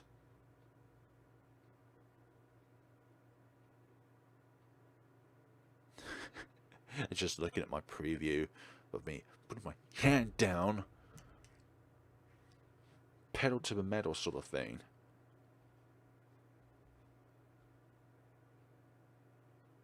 No supported app for this, whatever it is, I don't care. See, venturing out towards like Nintendo games, I would need an Elgato capture card to be able to record Switch games for. And if I wanted to go into like higher spec PC games, then I would need a high spec computer in order to both run the game smoothly and be able to record it. Because recording games does take up a lot of processing power, memory usage, and GPU. And if you can't have both run at the same time smoothly, then you're going to have issues with both video and your computer's performance, which doesn't bode well when it comes to the quality of a video itself. Like, I wouldn't want something to be in a stop motion animation because of the capabilities of a computer itself, if you get my gist. I have what you would call a middle of a range PC. Like, I can record like indie games such as RPG Maker games and stuff like that. But when it comes to like, if you want me to record, let's say Grand Theft Auto 5, firstly, my PC wouldn't be able to run Grand Theft Auto 5, but also I wouldn't be able to record it because I can't run it. So can record certain games, but not all games. Like, I would need a really, really powerful processor, a really, really good graphics card or graphics cards. Like, a lot of things you need good in order to run a game, but it's mainly the processor that you put, so that's the little square thing that you put into your motherboard. That's really important. Memory is also important. Light gaming PC, yeah, I would call it that, a light gaming PC. So the little CPU is very important, the memory RAM is also important, and the graphics card is also important. But then there's also the power supply unit in order to power everything up on your PC. There was at one point my grandfather, before he unfortunately passed away, he wanted me to describe like how a PC works. So I tried to say it in a ways in which he understood, rather than trying to get all technical like the components inside a PC. And I tried to explain in a way so he understood like parts of the human body. So the motherboard is the spine, which connects all of the PC together. The power supply unit, I describe it as the heart, because the heart pumps blood around the body, whereas the power supply unit generates electricity around the body. Graphics card, you could say the eyes, all the wires around the computer, they could be like veins. I was about to call it arteries, but there's something similar in which you describe it as veins, capillaries, and arteries. That is the one. I don't know why I call it artilleries in my head first. Artilleries open fire. What other components are there? The CPU fans, kind of like your LUNs, and all the other fans around the computer as well, so it keeps cool. Or the alternative would be water cooling. What other components are there? I think that's all the main ones. So I tried to explain it to my grandfather, who basically knows nothing about computers, in a way in which he could understand, and he did relatively well to understand it. Oh yeah. Burnout is a very bad thing, but an inevitable thing for some people to run into when content creating. And I feel better now by doing a stream, but I still feel like that if I try to do something today, it just won't go well, and I feel down in the dumps. So that is a thing. That is a thing that we don't choose to have, but it just comes. It's like a car crash. You don't choose to have it, but it happens. Unless you want a car crash, which I don't envisage a lot of people would want. No one whatsoever. Except for the... No, I wouldn't even say that. I was about to say, except for the car dealership which you're buying a new car from. Hello, welcome back, Vincent Lee.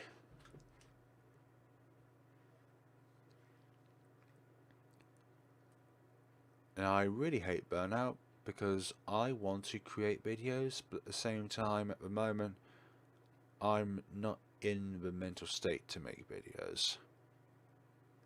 And I needed to do a stream in order to just let out what I've been feeling for some time now, and all of the different things that have really held me back in terms of like my motivation in making videos.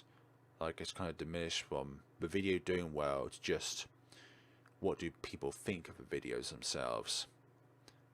I'm pretty sure you are gonna laugh at my picture. It might cheer you up too.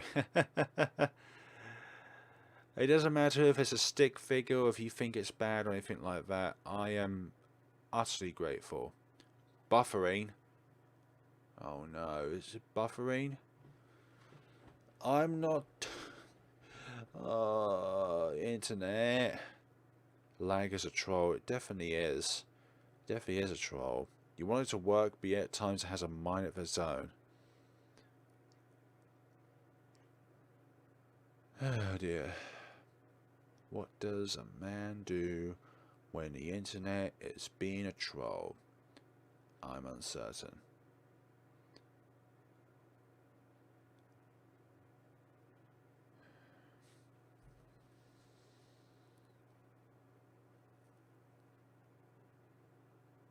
Like, it could be that I'll come back in exactly a week's time. Don't get into the water cooling thing. It is expensive. It's like probably about as expensive as the processor of a computer, the graphics card of a computer. Expensive as F and needs painstaking maintenance or your setup. Yeah, because you don't want water in your computer. Like, water and electricity are not a good mixture. Not at all. So, if I ever did water cooling for my computer, I would not do it by myself because I am not confident enough to do it. I'd rather get somebody who has done it for years, professionally put it together and stuff like that. I don't care if it costs an extra few £100. I would rather if my computer does not leak water. But when it works, it's much better than fans. But fans still do the job. Still do the job quite well.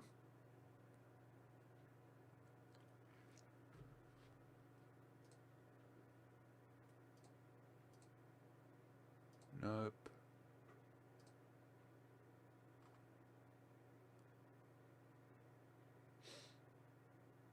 Can you believe in the year 2021 that racism is still a thing? That's just so bad. I thought the world would move on from stupid racism stuff, honestly. Like, I feel like it's an everyday thing that something pops up on my Twitter feed. Like on the right hand side where it has like trending something about racism. Not cool at all. Not cool. You judge someone based on what they do or how they think. Not how they think, but what their viewpoints are in life. Like, if they've... I'm going to go eat some lunch. Thank you for streaming. Thank you as well for popping on by. Subhera. I think I pronounced it differently this time. But thank you so much for popping on, and hopefully your lunch is both nutritious and delicious. Like, that's the thing with rice and noodles and stuff like that. It's both delicious and healthy for you. Although it depends on how you cook it. Frying stuff like that is obviously no good. There's a fly on my monitor. I didn't mean to, but I squished one earlier on my monitor. Do not like them. It's winter. There shouldn't be insects flying about. They should be hibernating. But obviously they're attracted to light. Like moths. I remember there was a thing like last year, like the moth light meme sort of thing. Where people just drew lots of art because of a moth being drawn to light and stuff like that. But yeah. I feel like one day that unless you're a VTuber, you're not going to do well at all as a content creator. Or not even allowed on the internet because you're not a VTuber.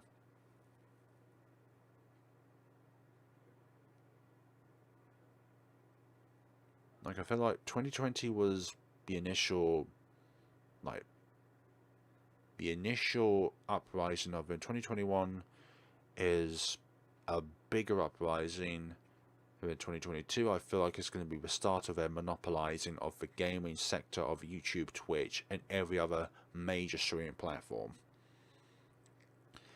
And that, I feel, is going to kill visual diversity, visual diversification of the Let's Player streamer itself. And I feel like there's going to be consequences. Like, there are people out there, like myself, that don't like them.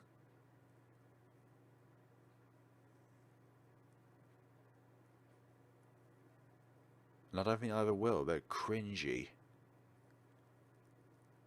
And people can say that they don't stem, or they don't come from the same cut of meat or anything like that, but it's just all fan service at the end of the day.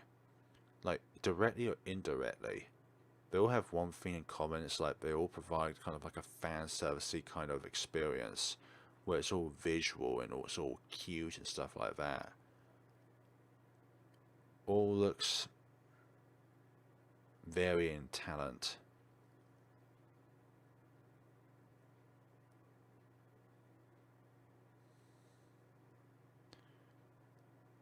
So aside me from rambling about random stuff, how is everybody doing right now? Like, everybody watching right now, how are you doing? Yes, I'm listening to you, Derek, within the corner there. Yep, you there. Yes, you're playing your PSP. What are you doing with a PSP? That's like the original PSP you got there. That's like over 10 years old or something. What are you doing with that thing? The world's moved on. Oh, you're a retro gamer. Okay, okay. Like, PSPs could be considered retro nowadays, can't they? I feel like the Nintendo Wii U could be retro nowadays. Also, recently, I got myself a new office chair. And I am thoroughly in love with it. It's so comfortable. Relaxing evening here. It's so comfortable. And it's also wide enough for me because I'm the above average height and above average width person. Be right back. Need to take care of something real quick. You go do that. And I spent like about over £200 on it. Part of the rise of YouTubers is something effect of govs and big corporations cracking down on fan service. Like, fan service is individualistic in its own ways, but I feel like it's something that it's overly used and it's overly utilized, not overly utilized, but it's overly incorporated within the experience of watching them. It's like you're not there for the person behind the microphone. You're there because of the visuals of the VTuber itself. Like, there's no individuality between any of them. They all look and do the same thing. It's just down to the concept that they cover, which is different. But it's just all so cringy. It's like a lot of people nowadays have become lazy and just want some kind of instantaneous gratification, which is what VTubers provide.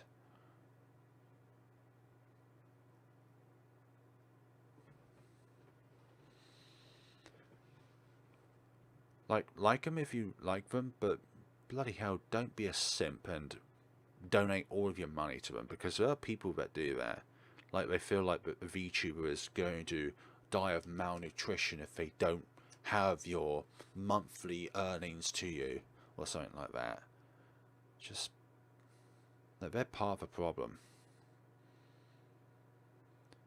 They are definitely part of the problem.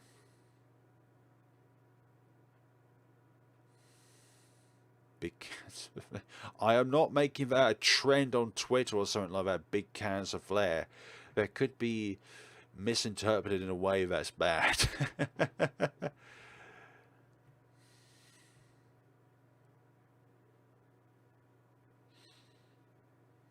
I even had, like, in my rant video, I had someone say that your real version is not the truest form of you, which I cannot agree with entirely. Your truest version of you is the one that is you right now. Your physical form is the truest version of you. You as a human being outside of the internet is the truest version of you, because that is the version of you which was born. Like, that is the version which Your mother. Anyways. But when someone says like a VTuber is more of a real version of you, I don't know. I just don't see that point of view. Let's just say that. And I'm hoping one day that the huge rise of VTubers just dwindles down. Because honestly, something needs to be done before channels like mine just get deleted off the existence of the internet. Just because it's kind of forced to be like that. If it creates traction towards your content, why not? I'm not sure how to answer that question there.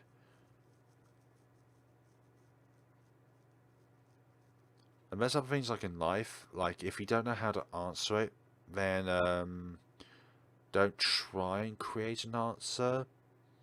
Otherwise you may misinterpret yourself in a way which you didn't intend to.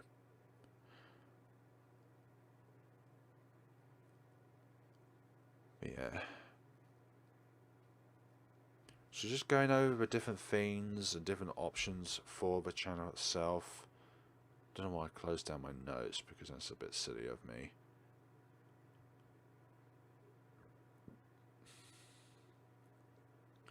So number one is continue where we left off, safest but least rewarding way.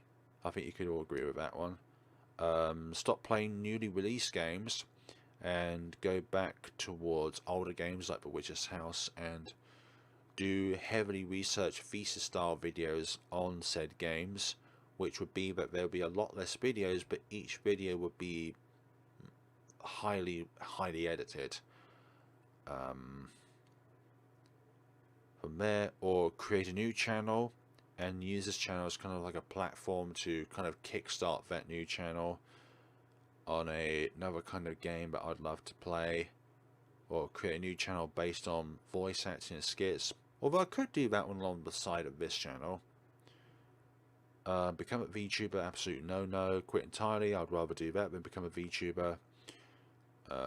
Continue where we left off, like we're doing right now, but only do like 1 or 2 videos on the game itself, depending on how long it is. Like do like a first impressions video, then the other video would be looking towards like more endings, all the endings, stuff like that. But could also do like a overall review of the game itself. And then the last one would be collab with other content creators, which I feel has a push and pull sort of thing, because you need to rely on them being around, and it's kind of like your content is reliant then on other content creators, and if they're not around, then people will be questioning why you're not doing collabs with other content creators, because you can't be there all at the same time, sort of thing. So that's kind of like, I would pick keeping the same style but slowing down, but I don't know about YouTube algorithm. The only thing I kind of know about YouTube algorithm is it's fickle, but it also leans towards bigger content creators and money related channels. So if your channel is able to be monetized, then it kind of leans more that way, but it just leans on both big content creators and big corporate companies. So anything that makes YouTube more money is ones which they would rather have in their algorithm, because YouTube is no longer a passion based website, but it's more of a money making website. And obviously YouTube themselves don't know what their target audience wants, and they have a huge target audience. We're all essentially a possible target audience or in their target audience, but they don't listen to their creators. They just go with what they think is best and what would give them more green in their back pocket. Green as in money, by the way.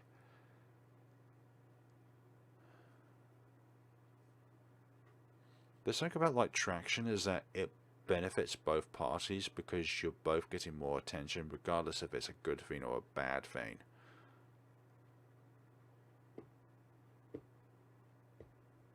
Now, that's something else that plays within the YouTube algorithm, is it doesn't matter if your content is in a good shed of light or in a bad shed of light.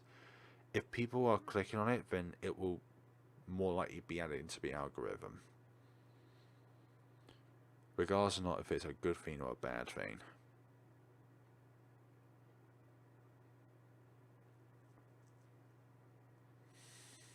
I don't know. It just feels like luck is the most important factor in the succession of your video or videos, which is completely outside of your control, which I think is the single most unfair thing about algorithms, is that it doesn't matter how long it takes for you to make a video. It doesn't matter how short or minimal amount of time it takes for you to make a video. YouTube Corporation basically just favors large corporations, doesn't really even like other large profitable creators. Yes and no to that one. I actually completely forgot what I was saying now because of that question or that comment. But I feel like if a lot of your ability to succeed on the internet is down to RNG, then it's really bad. And in games, it depends on the RNG in itself in that game. If the RNG system within a game does not land you within a scenario which you can't even recover from, then that is a bad RNG. Let's say Candle, for example. That is a game which has bad RNG mechanics in it, because you have so and so locations inside a room that you could get a survival mechanic item such as a quill or a candle, which helps you to either A, save a game, or B, be able to see and survive. But every time you go into a room for the first time, it's an RNG dependent system where you have this many locations where an item could appear, but it won't always appear. You could have 4 candles and no quills and no candles, 4 candles and no quills, 4 quills, no candles, something along those lines, or anywhere in between. But an RNG system like that is just not cool. Just like YouTube's kind of algorithm is RNG. It depends on which way it's leaning towards. Is it leaning towards benefiting you or benefiting everybody else, it feels like? And I feel like when I started up my YouTube channel, I didn't really look at that sort of thing. I just wanted to make videos on games with a passion of it. But now it's more than just passion. I want something else out of it. But it feels unattainable because of external factors, so to speak, which is very bad. Very bad indeed. How long have I been going on for this stream? Like, how have I been going on for about 2 hours? What I've done for about 2 hours is talking with a few breaks. Like, how is that even possible? Oh, dearie me.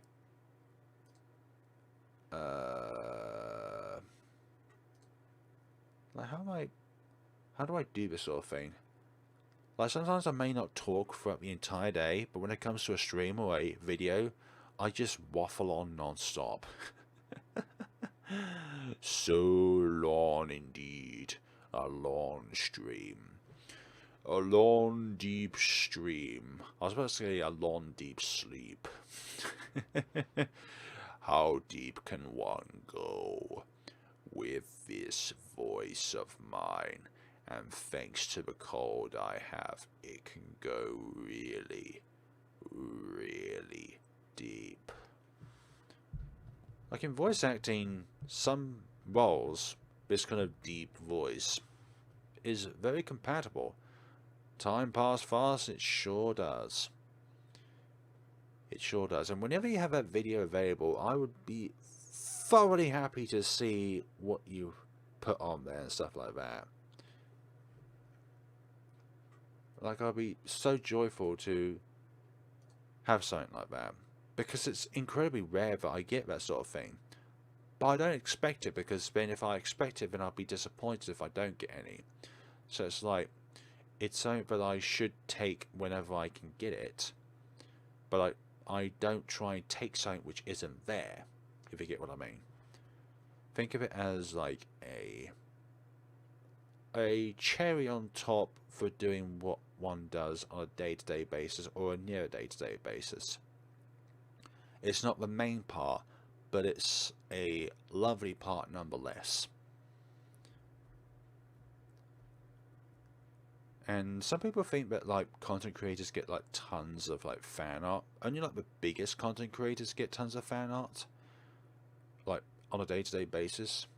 Like I'll probably get like one every year at the very most, if I'm lucky. And I don't care if it's a stick figure or if it's some kind of Mona Lisa drawing or anywhere in between. It's the thought that counts. It's the love and the passion of doing it in the first place, so because it's something that you want to do, or anything like that. It doesn't matter about the quality, it's the thought that matters, that counts. The only say that could be a possible exception is what is the fan art itself. Like if it's something malicious, then nah, I wouldn't encourage that sort of thing. But 99.99999% of other things, then definitely. You could put me in like, I could have a wig on or like an afro, and I'd still be very pleased about it. Or it could be me like role playing a character within a game that you was particularly inspired by. Like imagine if, let's say, if I was the character in Cat in the Box, and you somehow drew a fan art of me being incorporated into that experience, then that would be something that would be cherishable. But at the same time, it doesn't matter what it's about, as long as it's not something that is malicious. I would cherish it. I cherish you guys and gals. I cherish everyone.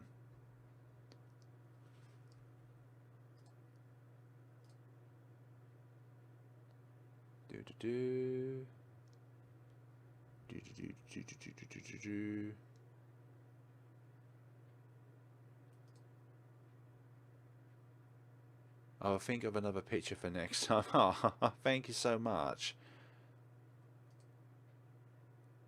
Like, that's really sweet of you to do that initially, and possible next time. Oh yeah, there will be a stream not too far in the future. It would be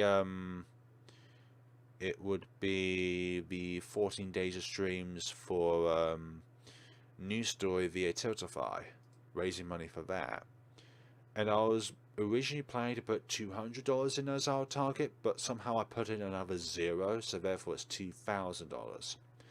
But over 14 days, I hope we can get at least 1,000, if not 2,000, raised. But they all go to the same cause. It all goes to one point, and it doesn't matter if you're somebody who is experienced with streaming or somebody who's just set up a stream for their first time. You can set up your own Tiltify account and be able to set up your own campaign, but it all goes to the same cause, which I find is a wonderful thing. Is that it doesn't matter which point that money comes from. It's the centralized place in which it all goes to is what matters. So if it all goes towards News Story and being able for them to build new homes for people who are homeless, then I think that's something that is truly special.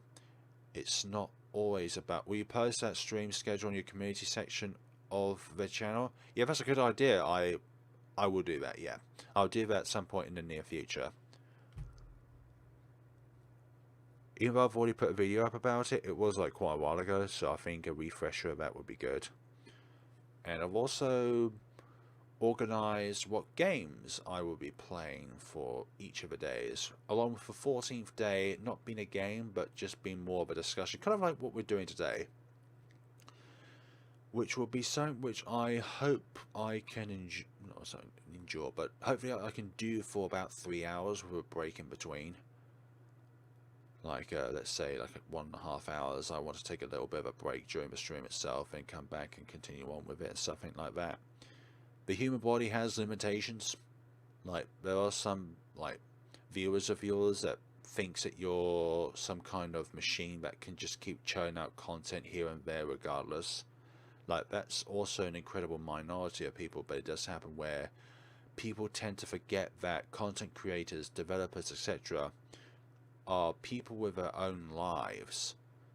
Whereas if you're a person who sits at home all day, just looks at YouTube videos and expecting the next video to come out from your favorite content creator, but really is craving, even though you've just watched a video of theirs that they've put out 30 minutes ago, but wanting the next thing because you're that kind of person, then that's not kind of a healthy lifestyle to live.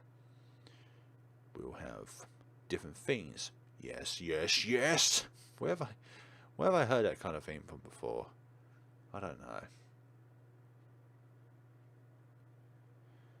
Oh dear. What a day to be alive. Every day is a day bonus because you are all here, but you're also still having a pulse at the same time. Every day is a bonus because there could be a day which you don't wake up in. So that's why every day is a bonus, particularly when you're getting older. Like, my grandmother is 81 years old, and every single day to her that she wakes up in is a bonus. Yeah, burnout is one of the worst things to experience ever. And with the combination of people keep saying, Manly, Manly, Manly, Manly should play this game, something like that. Or you shouldn't cover this game because Manly will do a much better job than you would. Or the overwhelming factor that VTubers will one day take over the internet and stuff like that. I have to watch out every day, very harsh, yep. Every day can be harsh. If you exit that front door, you're in risk. If you don't exit that front door of your house, you are still at risk. Basically, every single waking second, millisecond, nanosecond of every single life that exists is a risk. Because something spontaneous could happen. Like, the spontaneous is very, very minuscule. And when you get older, when you start to not function as well as you do, that spontaneous, incredible... is the stream actually going to become a 3-hour stream? Between December the 1st and December 14th, I aim to go on for about 3 hours. But if it cuts short, so let's say 2.5 hours, then understand from a point of view that A, I may be more tired on that day than usual, but B, it could also be the case that we've run out of game to play. But I don't think any games I've put on my list are games which are 3 hours, well, under 3 hours. Like, even The Witch's House MB you can extend to 3 hours because you can try and go through that game without dying. So we could go through it once, saving, but then at other times we can go through it and not save and attempt to try and do a no save, no death run. And not even saving at the very end of the game as well. I don't want to die by falling down the stairs, and I'm not allowed to even walk down them by myself. Apologies if that is a thing currently, that you're not even allowed to walk down them by yourself. Like, somebody's independence being stripped away is no good. I was talking about today's stream. Today's stream might be, well, it will definitely be shorter than 3 hours.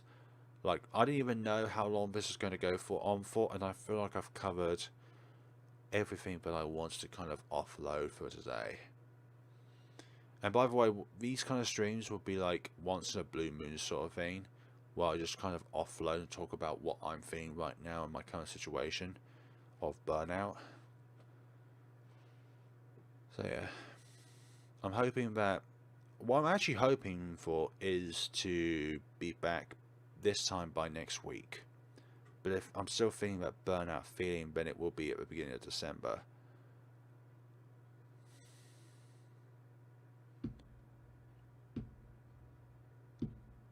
Three-hour big PP energy stream. Stop it. Stop with that kind of thinking. We will listen to you so you get better. I will listen to you, you will listen to me. It's a back-to-back kind of thing.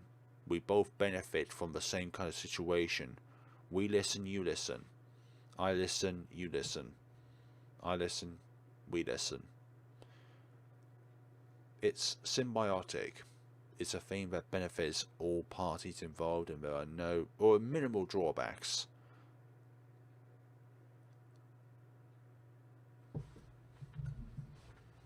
This chat and stream is so wholesome. Ah, yeah. Yes. It's all cuddly. It's all lovely.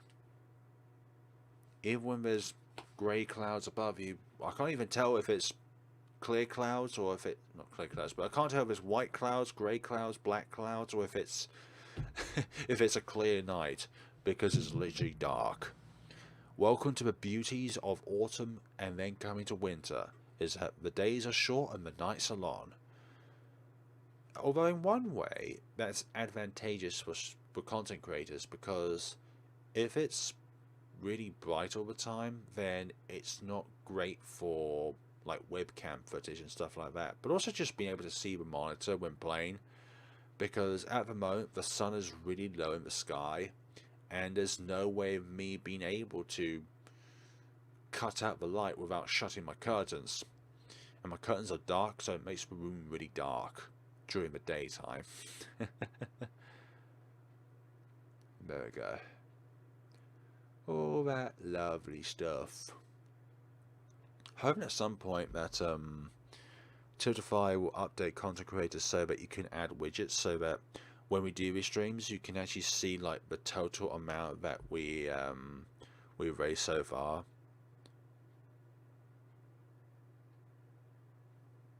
Like during that time of the stream itself. What the hell happened to my Discord? Discord, are you okay?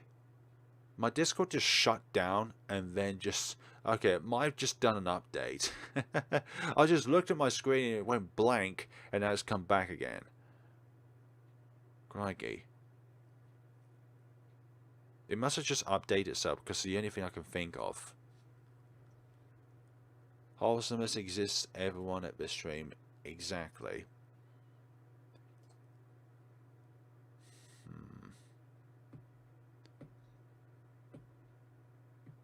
Hello Grace, welcome to the stream. It's been a while since I joined your streams and I've seen you stream something else than what I'm used to. I thought I was late to the stream, lol. Thank you very much for coming on board, but I think we're actually on the tail end of the stream, because I've already basically covered over everything that I've been thinking of at this point in time. So the theme of Burnout and like the incredible annoyance that it is and feeling down when you have everything in front of you ready to content create. So you have the game to play, you have the energy to do it, with the physical energy to do it, but you don't have any mental capacity to do it. It's like you have all the tools in front of you, but no pedal to drive forward. I'm talking about it like if you're trying to move a car or something like that. What way can I describe it so it doesn't sound completely alien? What way can my autistic brain I've just gone autistic there. You're wonderful people. And you're also understandable people too. Because I have my strengths, but I also have my weaknesses. But you don't look at somebody for their weaknesses. You look at somebody for their strengths. You don't look at a golfer, for example, because they failed to get the ball in the hole 1,000 times. You look at them for that one time in which they got the ball in the hole from the tee shot, the hole in one, because that's what people talk about. It's not your 1,000 failures, but your one success.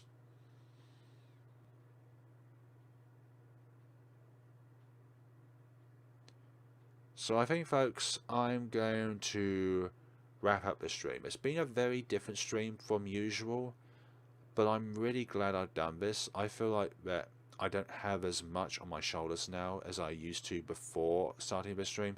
I understand it's like you have everything to do, but just need something to push, and some people push themselves too hard in a sense. Yeah, exactly.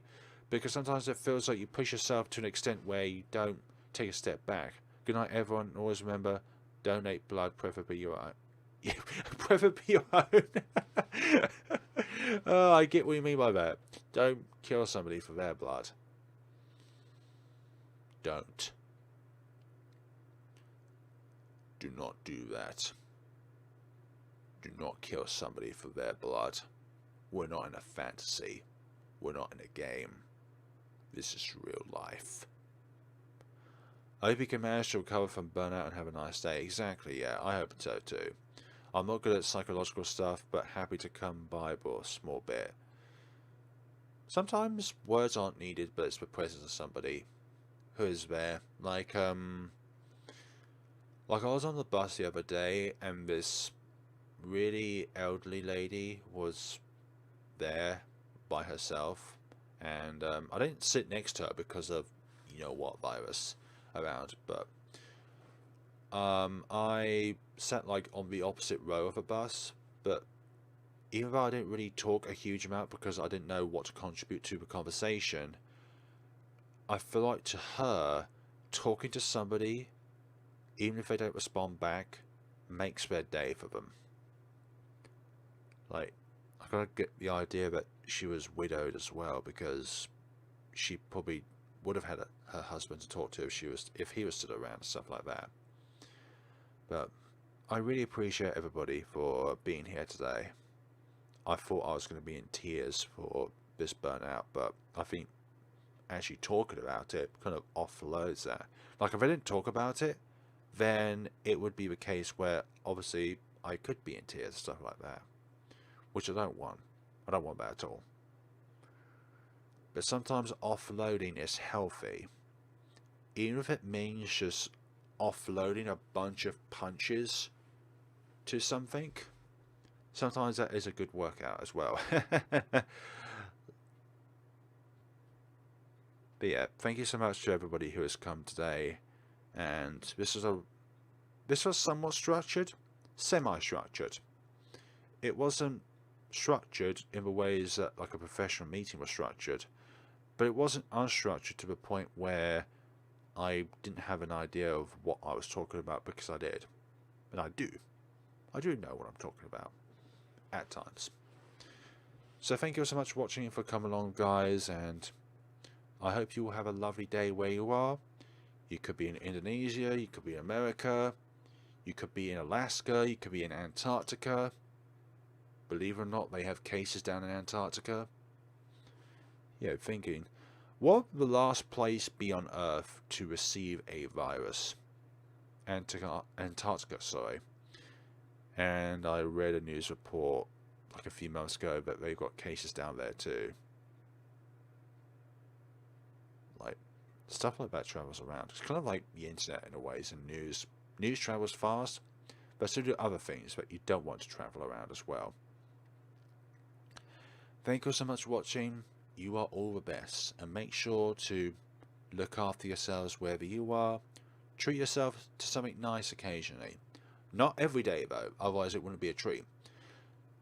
Like, if you put up your Christmas decorations early, it wouldn't feel like Christmas. In my opinion, the only way to get through burnout is eating well, improve your lifestyle, and on some occasions, I don't know how to pronounce that word. Psychiatric help. Argentina here. South America. Alongside countries like Brazil, Chile, Paraguay, Uruguay. You need to go. Thank you very much for coming on by, Cotitude. Thank you very much for being on here and stuff like that. Appreciate every single one of you for being on here. Anyways, this outro is going on for far longer than I intended it to. But at the same time, I don't want this to end, but I'm feeling kind of tired. I have a cold at the moment. Not cool. Bye. bye bye as well. Thank you so much. So yeah, thank you so much for watching and take care of yourselves. I feel like I always need to do the thumbs up on each outro, but I do. Lending an ear, at least if can be of help. Yeah, because bottling up emotions is the worst thing you could do. Because bottled up emotions means you've got this extra weight on board. Anyways, thank you very much and take care of yourselves.